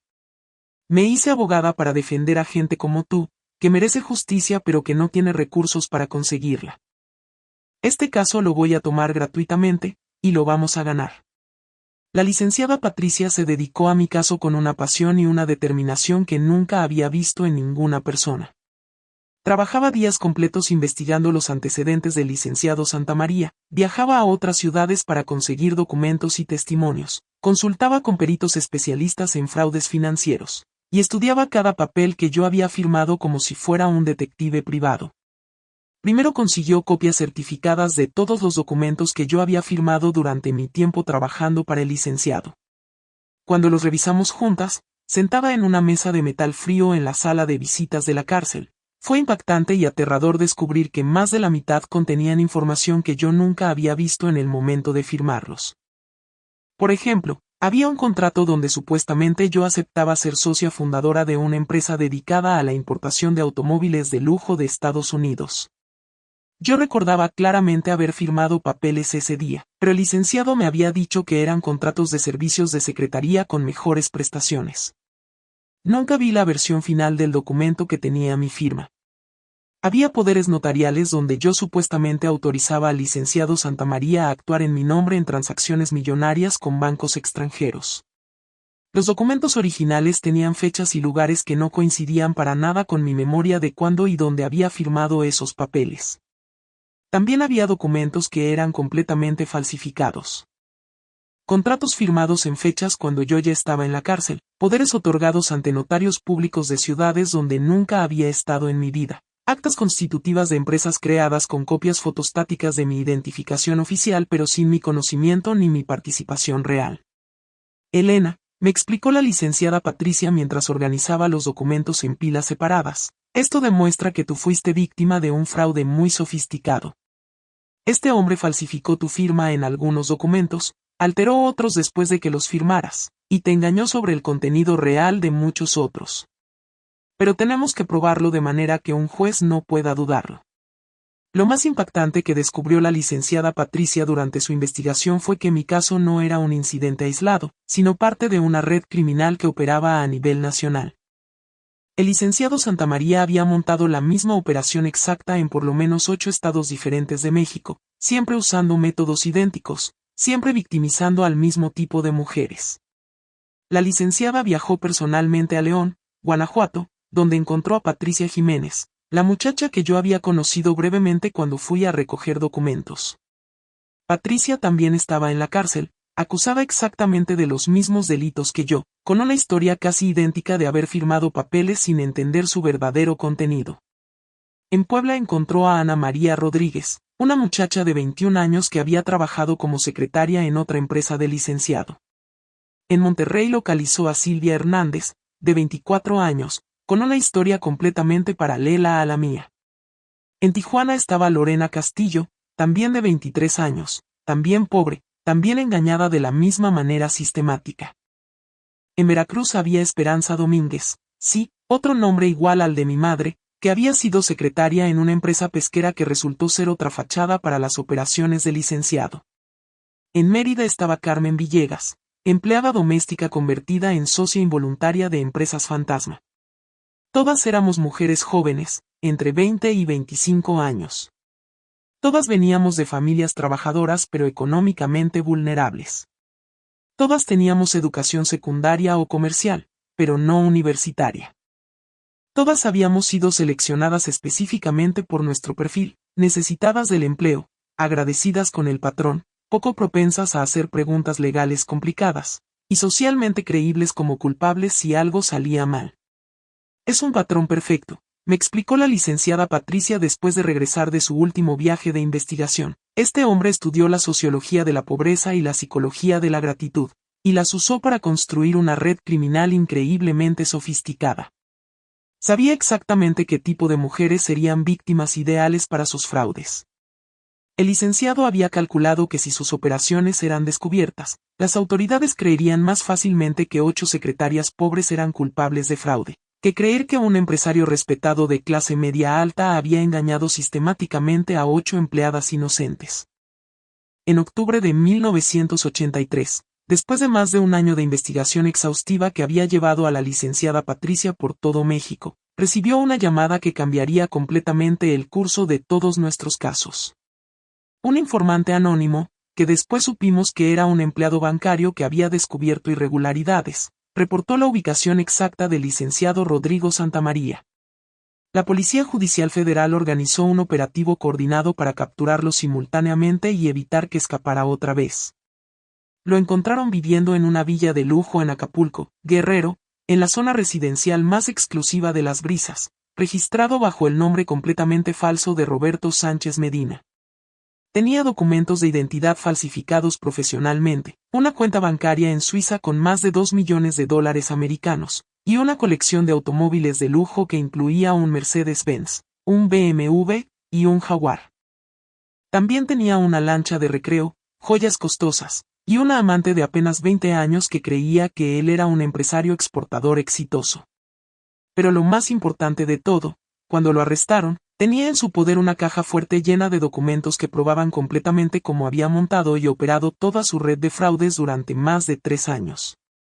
Había guardado copias de nuestras identificaciones oficiales, grabaciones de algunas conversaciones donde nos explicaba qué documentos teníamos que firmar, fotografías nuestras que había tomado sin nuestro conocimiento para sus archivos criminales. Lo más escalofriante que encontraron fue un cuaderno de cuero donde había anotado perfiles psicológicos detallados de todas sus víctimas. En mi caso había escrito, María Elena Vázquez, 23 años, familia muy pobre, extremadamente agradecida, nunca hace preguntas, perfecta para operaciones de alto riesgo. Había calificado nuestra utilidad criminal con una escala del 1 al 10. Yo tenía calificación de 9, casi perfecta. Los criterios que usaba eran, nivel de necesidad económica, grado de gratitud hacia el empleador, falta de conocimiento legal, y lo que él llamaba cínicamente docilidad femenina tradicional mexicana. Había notas sobre cómo manipularnos más efectivamente. Elena responde muy bien a elogios sobre su inteligencia, es muy sensible sobre la situación económica de su familia. Se puede convencer fácilmente si se presenta todo como oportunidad de crecimiento profesional. Era como leer el manual de operaciones de un depredador que había estudiado nuestras debilidades psicológicas para explotarlas de la manera más cruel posible. Confrontado con montañas de evidencia irrefutable y con la perspectiva de pasar décadas en la cárcel federal, el licenciado Santamaría decidió cooperar completamente con las autoridades. A cambio de una reducción significativa en su sentencia, que de todos modos iba a ser muy larga, confesó detalladamente cómo había operado toda su red criminal durante 3 años. Su confesión completa, que la licenciada Patricia me leyó palabra por palabra en la cárcel, fue devastadora emocionalmente pero liberadora legalmente para todas nosotras. Explicó con detalles precisos cómo nos había seleccionado, cómo había ganado nuestra confianza, cómo había falsificado documentos para involucrarnos en sus crímenes sin nuestro conocimiento consciente. Necesitaba personas que fueran creíbles ante las autoridades pero al mismo tiempo vulnerables socialmente, declaró ante el Ministerio Público Federal en una confesión que quedó grabada oficialmente. Mujeres jóvenes de familias trabajadoras que no despertaran sospechas iniciales de deshonestidad, pero que tampoco tuvieran recursos económicos o conexiones sociales para defenderse adecuadamente si algo salía mal con mis operaciones. Confesó que había usado específicamente a 16 mujeres diferentes en 8 estados de México, que el monto total de los fraudes era de más de 200 millones de pesos de 1983. Y que había planeado meticulosamente desde el principio que nosotras apareciéramos como las principales culpables y sus operaciones eran descubiertas. Calculé que era más probable que los jueces creyeran que 16 secretarias pobres eran culpables de conspiración criminal, que creer que un empresario respetado como yo había victimizado sistemáticamente a 16 empleadas inocentes, confesó con una frialdad que helaba la sangre. También admitió que había falsificado firmas, alterado documentos después de que los firmáramos, y creado empresas fantasma usando nuestras identidades y nuestro conocimiento. Más terrible aún, confesó que había escogido específicamente mujeres jóvenes y pobres porque sabía que el sistema judicial mexicano tendría prejuicios inconscientes contra ellas. El 15 de marzo de 1984, después de 2 años, 1 mes y 3 días en prisión, un juez federal dictó mi libertad absoluta y mi completa rehabilitación legal. Todas las acusaciones fueron retiradas oficialmente, todos los cargos fueron anulados, y se estableció legalmente que yo había sido víctima, no criminal. Cuando salí de la cárcel esa mañana, mi familia completa estaba esperándome en la puerta principal. Mi madre, mi padre, mis 4 hermanos, mis tías, mis tíos, y hasta algunos vecinos del barrio habían venido para recibirme. Doña Esperanza Flores, la vendedora de flores del mercado, me esperaba con un ramo enorme de rosas rojas para llevar a la Virgen de Guadalupe. Mija, me dijo con lágrimas corriendo por sus mejillas arrugadas, prendí una veladora cada día durante 2 años pidiendo por tu libertad. La Virgen escuchó nuestras oraciones. Pero aunque legalmente era libre, emocionalmente cargaba con cicatrices que tardarían años en sanar. Los 2 años en la cárcel me habían cambiado profundamente, había perdido la inocencia, había aprendido sobre la maldad humana, había descubierto que la justicia no siempre llega automáticamente. Salir de prisión no fue el final feliz que había imaginado durante todos esos meses de espera. Era libre legalmente, sí, pero cargaba con una marca social invisible que me seguía a todas partes como una sombra permanente. En Guadalajara, todo mundo conocía mi historia, pero no todos sabían los detalles de mi inocencia comprobada. Para muchas personas, yo seguía siendo la muchacha que estuvo en la cárcel por fraude, sin importar que hubiera sido exonerada completamente. Encontrar trabajo se convirtió en una pesadilla diaria.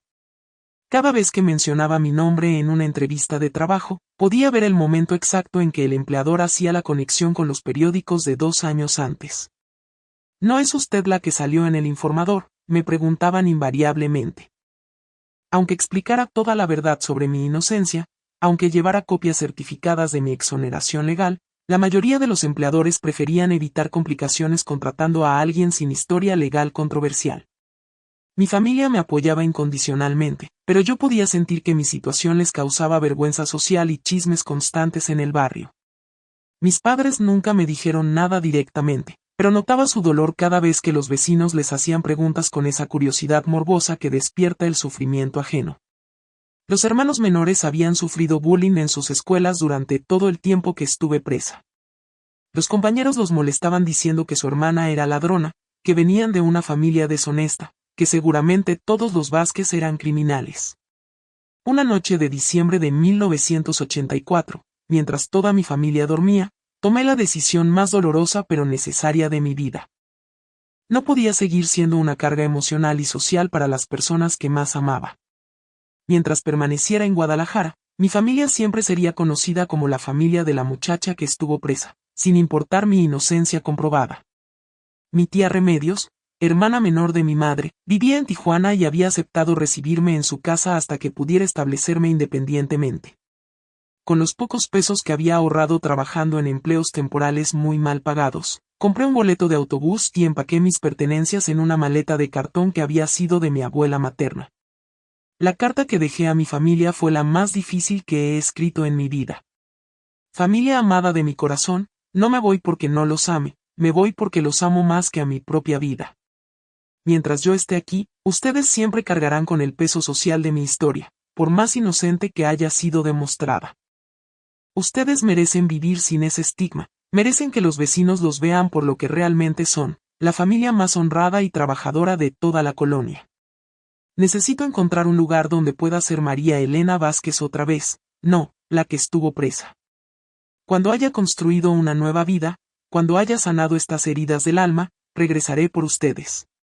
Mientras tanto, ruéguenle a la Virgen que me cuide, como yo rezaré cada día por su bienestar. Los amo más que a mi propia vida, y precisamente por eso me voy. Tijuana en los años 80 era una ciudad de oportunidades para quien estuviera dispuesto a trabajar duro y sin hacer preguntas sobre el pasado de nadie.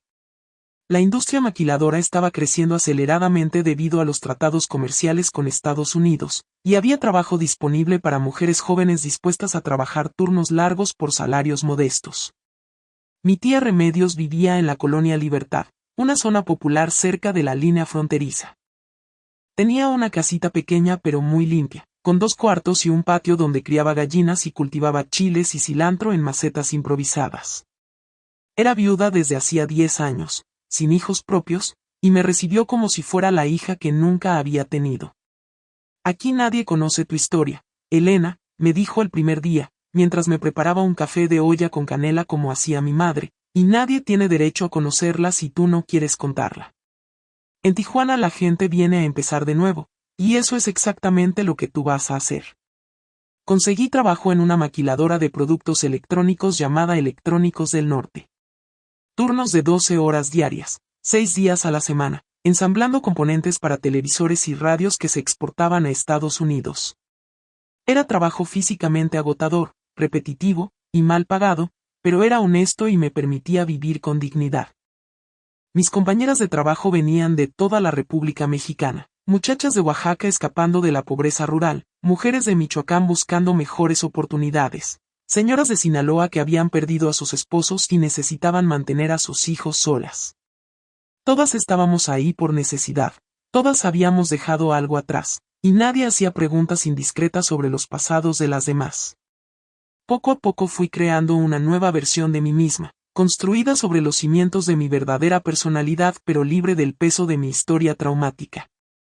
Me inscribí en clases nocturnas de inglés en una escuela pública, porque sabía que hablar inglés me abriría mejores oportunidades de trabajo en una ciudad fronteriza. También tomé cursos de computación cuando llegaron las primeras computadoras personales a México, algo que en Guadalajara nunca habría podido pagar, pero que en Tijuana era más accesible debido a la cercanía con Estados Unidos y la tecnología más avanzada. Por las noches, después del trabajo y las clases, ayudaba a mi tía Remedios con pequeños trabajos de costura que conseguía en el mercado sobre ruedas. Ella había aprendido a coser de mi madre cuando eran jóvenes, y juntas hacíamos dobladillos, reparaciones, y alteraciones sencillas que nos daban algunos pesos extra cada semana. Durante 3 años completos no le conté mi historia real a absolutamente nadie. Cuando la gente me preguntaba por qué había venido a Tijuana desde Guadalajara, simplemente decía que buscaba mejores oportunidades de trabajo. Era verdad, pero no era toda la verdad. Lentamente comencé a sanar emocionalmente. El trabajo duro me ayudaba a mantener la mente ocupada durante el día, y las clases nocturnas me daban esperanza de un futuro mejor. Poco a poco fui recuperando la confianza en mí misma, la sensación de que podía controlar mi propio destino. En 1987, 3 años después de llegar a Tijuana, conocí a Roberto Mendoza en una parada de autobús un miércoles por la tarde. Yo regresaba de mis clases de inglés, cargando libros y con la ropa de trabajo todavía puesta. Él esperaba el mismo camión, con herramientas de construcción y las manos manchadas de cemento. Roberto era originario de Hermosillo, Sonora, y había venido a Tijuana por razones similares a las mías. Buscaba una vida mejor lejos de donde conocían su historia personal. Era 5 años mayor que yo, medía como 1,75 m, tenía manos fuertes de trabajador y ojos café que transmitían una honestidad inmediata. Empezamos a platicar porque esperamos el camión durante 40 minutos. Había mucho tráfico esa tarde, y descubrimos que teníamos mucho en común. Los dos veníamos de familias trabajadoras, los dos habíamos dejado nuestros lugares de origen buscando nuevas oportunidades, Los dos trabajábamos duro durante el día y estudiábamos por las noches. Roberto trabajaba en construcción para una empresa estadounidense que construía casas en las zonas residenciales nuevas de Tijuana. Ganaba mejor que yo, pero también trabajaba más horas y en condiciones más peligrosas. Por las noches estudiaba inglés y administración básica, porque soñaba con tener su propia empresa constructora algún día. Lo que más me atraía de Roberto era su manera tranquila de hablar y su respeto natural hacia las personas. Nunca presionó para que le contara detalles de mi pasado que yo no estaba lista para compartir. Nunca hizo suposiciones sobre por qué una muchacha como yo había llegado sola a Tijuana. Elena, me dijo una noche mientras caminábamos por la avenida Revolución después de nuestras clases de inglés, todos cargamos historias que nos duelen. Lo importante no es de dónde venimos, sino hacia dónde vamos juntos.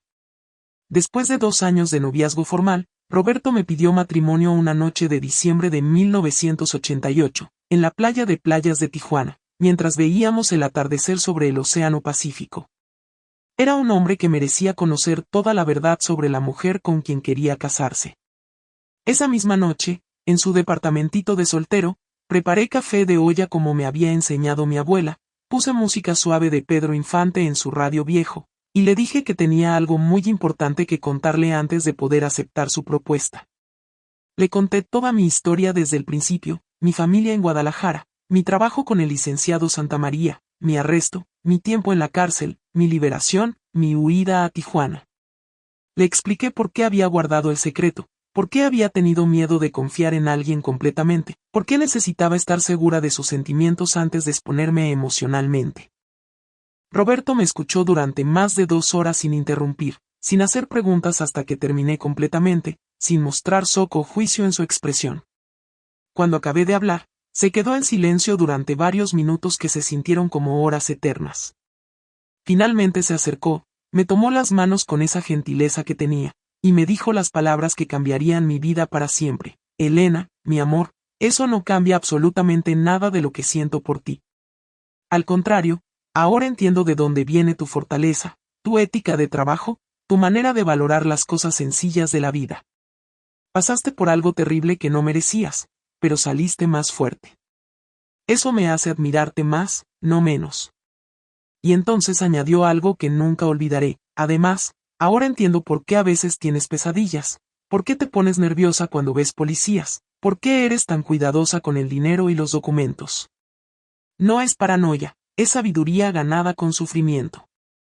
Y yo voy a proteger esa sabiduría, y te voy a proteger a ti, por el resto de mi vida. Nos casamos en marzo de 1989, en una ceremonia sencilla pero hermosa en la iglesia de Nuestra Señora de Guadalupe en la colonia Zona Centro. Mi tía Remedios fue mi madrina de velación, y algunos compañeros de trabajo fueron nuestros testigos. Mi familia de Guadalajara no pudo venir porque aún no estaba lista emocionalmente para ese reencuentro, pero me enviaron sus bendiciones y un regalo precioso. Un rebozo que mi madre había tejido especialmente para mi boda, con hilos de colores que representaban cada miembro de la familia. Roberto y yo rentamos una casita pequeña en la colonia Libertad, cerca de donde vivía mi tía. Tenía 2 cuartos, una cocina diminuta, y un patio chiquito donde plantamos chiles, cilantro, y algunas flores. No era gran cosa materialmente, pero era nuestro hogar, construido con amor y trabajo honesto. Trabajábamos mucho, ahorrábamos cada peso posible, y poco a poco fuimos mejorando nuestras condiciones de vida. Roberto consiguió un puesto de supervisor en su empresa constructora, con mejor sueldo y mejores prestaciones. Yo logré ascender a supervisora de línea en la maquiladora, lo que significaba menos horas de trabajo físico y más responsabilidad administrativa. En 1991 nació nuestro primer hijo, Roberto Jr. Cuando lo tuve en mis brazos por primera vez, sentí que finalmente había cerrado el círculo del sufrimiento y había abierto un nuevo capítulo de esperanza. Este niño iba a crecer conociendo únicamente a la Elena trabajadora, honrada, luchadora y amorosa. Nunca tendría que cargar con las sombras de mi pasado traumático. En 1994 nació nuestra hija, Esperanza, la nombramos así en honor a mi madre y a doña Esperanza Flores, la vendedora de flores que siempre creyó en mi inocencia. Con 2 hijos hermosos y un esposo que me amaba completamente, finalmente me sentía completa y en paz conmigo misma. En 1995, cuando creía que había dejado atrás para siempre mi historia de Guadalajara y había construido una vida completamente nueva, recibí una llamada telefónica que cambió todo otra vez. Era la licenciada Patricia Morales, mi antigua abogada. Elena, me dijo con esa voz firme que recordaba perfectamente después de 11 años, sé que has construido una nueva vida y respeto eso completamente. Pero necesito pedirte un favor muy importante, aunque entenderé perfectamente si dices que no. El licenciado Santamaría salió de la cárcel hace 2 años con reducción de sentencia por buena conducta, y está haciendo exactamente lo mismo que hizo contigo y con las otras muchachas. Me contó que había nuevas víctimas, mujeres jóvenes, pobres, trabajadoras, que habían caído en la misma trampa exacta que yo había vivido 11 años antes. El sistema judicial había sido demasiado benévolo con él, había cumplido solo 6 años de una sentencia que debía haber sido mucho más larga. Tengo evidencia sólida de que ha victimizado a por lo menos 5 mujeres más en los últimos 2 años, me explicó, pero necesito testimonio de víctimas anteriores para establecer el patrón criminal de comportamiento repetitivo. Tu caso fue el más documentado, el que mejor demuestra su método sistemático de operación. Colgar el teléfono después de esa llamada fue como recibir un puñetazo directo en el estómago. Durante años había logrado no pensar conscientemente en el licenciado Santamaría, había conseguido construir una vida donde esa experiencia era solo una cicatriz del pasado que ya no dolía diariamente. Pero ahora sabía que estaba libre y haciendo sufrir a otras mujeres exactamente lo mismo que me había hecho sufrir a mí, que mi silencio y mi deseo de olvidar de alguna manera lo estaban protegiendo para seguir victimizando a personas inocentes. Esa noche no pude dormir. Roberto me encontró en la cocina a las 3 de la mañana, tomando té de manzanilla y llorando silenciosamente mientras veía por la ventana. ¿Qué pasa, mi amor?, me preguntó, sentándose a mi lado con esa paciencia infinita que tenía para escucharme. Le conté sobre la llamada de la licenciada Patricia, sobre las nuevas víctimas, sobre la posibilidad de testificar otra vez contra el hombre que había destruido mi juventud. Tengo miedo, Roberto, le confesé, miedo de revivir todo ese sufrimiento, miedo de que nuestros hijos se enteren y se avergüencen de mí, miedo de que la gente aquí en Tijuana descubra mi pasado, miedo de perder la paz que hemos construido. Roberto me escuchó completamente, me dejó llorar todo lo que necesitaba llorar, y después me dijo algo que cambió mi perspectiva para siempre. Elena, amor mío, tú siempre me has dicho que lo más importante en la vida es hacer lo correcto, sin importar lo que nos cueste personalmente. Si no testificas contra ese hombre, va a seguir destruyendo la vida de mujeres como tú eras, jóvenes, trabajadoras, honestas, que no merecen sufrir lo que tú sufriste. Pero si testificas, puedes ayudar a que esas mujeres encuentren justicia, y puedes evitar que haya más víctimas en el futuro. Y después añadió, nuestros hijos van a crecer orgullosos de tener una madre que tuvo el valor de enfrentar a un criminal para proteger a otras mujeres inocentes. Esa es la herencia más valiosa que les puedes dejar. Después de una semana de reflexión intensa, oración constante, y conversaciones profundas con Roberto, tomé la decisión más valiente y difícil de mi vida adulta. Llamé a la licenciada Patricia y le dije que estaba dispuesta a testificar contra el licenciado Santamaría. Pero tengo condiciones muy claras, le dije, quiero conocer personalmente a las nuevas víctimas para estar absolutamente segura de que realmente puedo ayudarlas. Quiero que mi familia esté completamente protegida de cualquier publicidad o exposición mediática, y quiero que este sea el último caso. Después de esto, quiero cerrar definitivamente este capítulo de mi vida. La licenciada Patricia aceptó todas mis condiciones sin discusión. Elena, me dijo, entiendo perfectamente lo que esto significa para ti. Pero estas nuevas víctimas necesitan desesperadamente escuchar tu historia y saber que es posible sobrevivir y prosperar después de esta experiencia. 2 semanas después viajé a la Ciudad de México para conocer a las nuevas víctimas del licenciado Santamaría y revisar toda la evidencia del nuevo caso que se estaba construyendo contra él. La primera muchacha que conocí se llamaba Alejandra Ruiz, tenía 22 años, y venía de una familia campesina muy pobre del estado de Hidalgo. Su historia era tan parecida a la mía que fue como mirarme en un espejo de 13 años atrás. Cada detalle, cada método de manipulación, cada paso del engaño era prácticamente idéntico.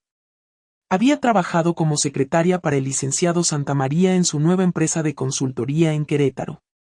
El mismo trato especial, las mismas mentiras sobre el futuro prometedor, los mismos documentos firmados sin entender completamente, el mismo abandono cuando todo se descubrió.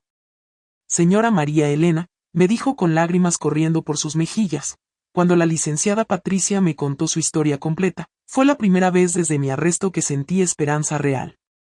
Usted es la prueba viviente de que se puede sobrevivir a esta pesadilla, de que se puede tener una vida normal y feliz después de pasar por este infierno. También conocí a Sandra, de 24 años, originaria de una comunidad rural de Oaxaca, a Mónica, de 23, que había llegado del estado de Guerrero buscando mejores oportunidades, a Carmen, que coincidentemente tenía el mismo nombre que mi hermana, de 21 años, que había venido de Chiapas, y a Isabel, de 22 años, de un pueblo pequeño de Puebla. Todas con historias prácticamente idénticas a la mía, todas víctimas del mismo depredador que había arruinado mi juventud, todas buscando desesperadamente alguna esperanza de que sus vidas no estaban completamente destruidas. El nuevo juicio contra el licenciado Santamaría comenzó en agosto de 1995 y duró 6 meses completos. Esta vez fue completamente diferente, las leyes habían cambiado favorablemente. Había más conciencia social sobre los crímenes de cuello blanco, y la licenciada Patricia había construido un caso absolutamente sólido con evidencia irrefutable. Testificar fue una de las experiencias más difíciles pero también más liberadoras de mi vida. Tuve que revivir toda la historia otra vez, responder preguntas detalladas sobre mi tiempo en la cárcel, explicar cómo había sido victimizada y manipulada 13 años antes. Pero también fue profundamente sanador. Por primera vez pude contar mi historia completa en un foro oficial donde se me creía completamente, donde se reconocía oficialmente mi condición de víctima, donde mi experiencia servía para proteger a otras mujeres. Durante mi testimonio, pude confrontar al licenciado Santamaría cara a cara por primera vez desde mi arresto. Lo miré directamente a los ojos y le dije, «Señor Santamaría, usted destruyó los mejores años de mi juventud, separó a mi familia, arruinó mi reputación, y me robó años preciosos de mi vida. Pero no pudo destruir mi espíritu, no pudo quebrar mi integridad, y no voy a permitir que les haga lo mismo a estas muchachas inocentes que han caído en sus mismas mentiras». El licenciado Santamaría fue condenado a 25 años de prisión federal sin posibilidad de reducción de sentencia por buena conducta. Todas nosotras fuimos completamente exoneradas otra vez, y se estableció un fondo de compensación económica para las víctimas de sus crímenes. Pero lo más importante y transformador del segundo juicio no fue la condena del licenciado Santamaría, sino lo que descubrí sobre el poder sanador de la solidaridad femenina y la importancia de convertir el dolor personal en propósito social. Durante esos 6 meses de proceso legal, las 5 víctimas del nuevo caso y yo formamos una hermandad profunda que cambió nuestras vidas para siempre. Nos apoyamos mutuamente emocionalmente, compartimos nuestros miedos más profundos, celebramos cada pequeña victoria legal, y nos dimos cuenta de que juntas éramos infinitamente más fuertes que cualquiera de nosotras individualmente. Alejandra siguió mi ejemplo y se mudó a otra ciudad para empezar de nuevo, pero esta vez con una red de apoyo emocional y legal. Sandra decidió estudiar Derecho, inspirada por nuestras historias y por la licenciada Patricia, para dedicar su vida a defender a otras mujeres trabajadoras explotadas por sus empleadores. Mónica utilizó el dinero de la compensación legal para abrir un pequeño negocio de bordado artesanal, empleando a mujeres de su comunidad rural. Carmen se casó con un hombre bueno que conocía toda su historia y la amaba por su fortaleza, no a pesar de su pasado traumático. Isabel se convirtió en activista social, trabajando con organizaciones que defienden los derechos de las trabajadoras domésticas y las secretarias contra el abuso y la explotación laboral. Después del juicio, algo hermoso e inesperado sucedió que transformó completamente mi perspectiva sobre mi historia traumática. La licenciada Patricia me propuso crear una fundación legal para ayudar específicamente a mujeres trabajadoras que hubieran sido víctimas de fraudes laborales, abuso de confianza, o explotación económica por parte de sus empleadores. Elena, me dijo en una conversación que cambió mi vida, tu historia no puede quedarse simplemente como una anécdota personal de sufrimiento y superación. Tiene que convertirse en una herramienta práctica para ayudar a otras mujeres que están pasando por situaciones similares. Tu experiencia, tu fortaleza, y tu credibilidad pueden salvar a muchas mujeres de vivir lo que tú viviste. Con el dinero de la compensación legal, donaciones de empresarios con conciencia social, y el apoyo de organizaciones de derechos humanos, creamos la Fundación Esperanza, nombrada así en honor a mi madre, a doña Esperanza Flores, que siempre creyó en mi inocencia, y a mi hija, que representa todo lo hermoso que puede surgir después del dolor más profundo. Durante los siguientes 10 años, la Fundación Esperanza ayudó directamente a más de 300 mujeres que habían pasado por situaciones prácticamente idénticas a la mía. Ofrecíamos asesoría legal gratuita especializada, apoyo psicológico profesional, programas de capacitación laboral para adquirir nuevas habilidades, y lo más importante de todo, una red de apoyo de mujeres que se entendían perfectamente y se sostenían mutuamente. La Fundación también desarrolló programas educativos para enseñar a mujeres trabajadoras a reconocer las señales de alerta de empleadores potencialmente fraudulentos, a entender sus derechos laborales básicos, y a saber dónde buscar ayuda si sospechan que están siendo victimizadas. En el año 2000, 16 años después de haber salido de Guadalajara como fugitiva de mi propio pasado, finalmente regresé a visitar a mi familia. Fue un reencuentro lleno de lágrimas de alegría, abrazos interminables, y perdón mutuo por todos los años perdidos. Mi madre había envejecido, como era natural, pero conservaba esa fortaleza interior que siempre la había caracterizado. Cuando me vio bajar del autobús con Roberto y mis 2 hijos, se echó a llorar como una niña pequeña. «Mija querida», me dijo mientras me abrazaba como si quisiera recuperar todos los abrazos perdidos durante 16 años. «Siempre supe que algún día ibas a regresar convertida en la mujer fuerte y exitosa que criamos. Tu dolor se convirtió en sabiduría, tu sufrimiento se transformó en compasión, y tu experiencia terrible se volvió una herramienta para ayudar a otras mujeres». Mi padre, que siempre había sido un hombre de pocas palabras pero de emociones profundas, me dijo algo que nunca olvidaré: «Elena, mija, estoy orgulloso de la mujer en que te convertiste. No a pesar de lo que pasaste, sino por cómo lo enfrentaste y lo transformaste en algo bueno para otras personas». Mis hermanos habían hecho sus propias vidas exitosas. Carmen se había convertido en maestra de primaria, como siempre había soñado. Ricardo era contador público y tenía su propio despacho. Roberto trabajaba en una empresa de construcción y tenía una familia hermosa. La pequeña Dolores se había casado y tenía 3 hijos preciosos. Ninguno había cargado permanentemente con el peso social de mi historia. Después de los primeros años difíciles, el barrio había olvidado gradualmente el escándalo, y mi familia había recuperado completamente su reputación de honradez y trabajo. Visitamos juntos la tumba de doña Esperanza Flores, que había muerto 3 años antes a los 85 años. Le llevé un ramo enorme de rosas rojas como las que ella me había regalado el día de mi liberación de la cárcel, y le conté mentalmente sobre la fundación que llevaba su nombre y sobre todas las mujeres que habíamos ayudado. También fuimos a la iglesia de San Juan de Dios, donde habíamos ido a misa todos los domingos de mi infancia, para darle gracias a la Virgen de Guadalupe por haberme protegido durante todos estos años y por haber convertido mi sufrimiento en un instrumento de ayuda para otras personas. El padre Martínez, que ya era muy mayor pero que seguía dando misa, me reconoció inmediatamente a pesar de los años transcurridos. «Elena, hija», me dijo después de la misa, «siempre rezamos por ti durante todos estos años. Y ahora veo que nuestras oraciones fueron escuchadas, no solo te salvaste tú, sino que has salvado a muchas otras mujeres».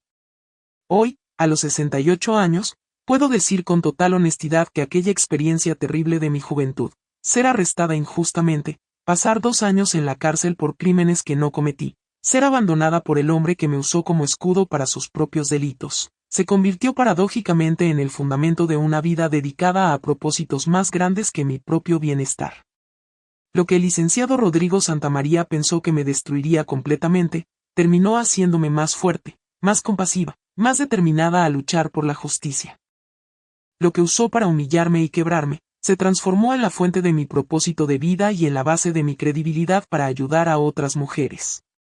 Tengo 2 hijos maravillosos que conocen toda mi historia y están profundamente orgullosos de tener una madre que luchó por la justicia y que convirtió su dolor en una misión de servicio a otras mujeres. Roberto Jr. estudió leyes y ahora trabaja en la fundación que creamos. Esperanza se convirtió en trabajadora social especializada en violencia de género. Tengo un esposo que me ha amado incondicional y constantemente durante más de 30 años, que conoce mis cicatrices emocionales más profundas y que ha sido mi compañero en cada batalla que he tenido que librar. Tengo una red de hermanas, las mujeres que conocí en la cárcel, las víctimas que ayudé durante el segundo juicio, las cientos de mujeres que hemos apoyado a través de la fundación, que se extiende por todo México y que sigue creciendo cada año. El licenciado Rodrigo Santamaría murió en la cárcel federal en 2010, cumpliendo su sentencia completa. Nunca se arrepintió genuinamente de lo que había hecho, nunca pidió perdón sincero a ninguna de sus víctimas, nunca demostró comprensión real del daño que había causado en nuestras vidas. Pero nosotras, sus víctimas, seguimos vivas, seguimos fuertes, seguimos luchando, seguimos ayudando a otras mujeres. Seguimos demostrando que el mal no puede triunfar permanentemente sobre el bien cuando las personas se unen para resistirlo. Si hay alguien escuchando que esté pasando por una situación de abuso laboral, de manipulación patronal, de explotación económica, o de injusticia legal, quiero que sepan que no están solas en el mundo. Que su pobreza no las hace culpables de absolutamente nada, que su necesidad de trabajo no justifica ningún tipo de abuso o explotación, que merecen respeto y dignidad sin importar su situación económica o social. Y si hay alguien que conoce a una mujer trabajadora que necesita apoyo legal, emocional, o simplemente humano, denles la oportunidad de ayudarla. Las mujeres que hemos sobrevivido a la injusticia sistemática tenemos una fuerza especial, una sabiduría ganada con sufrimiento real, y una capacidad de resistencia que puede sorprenderlos.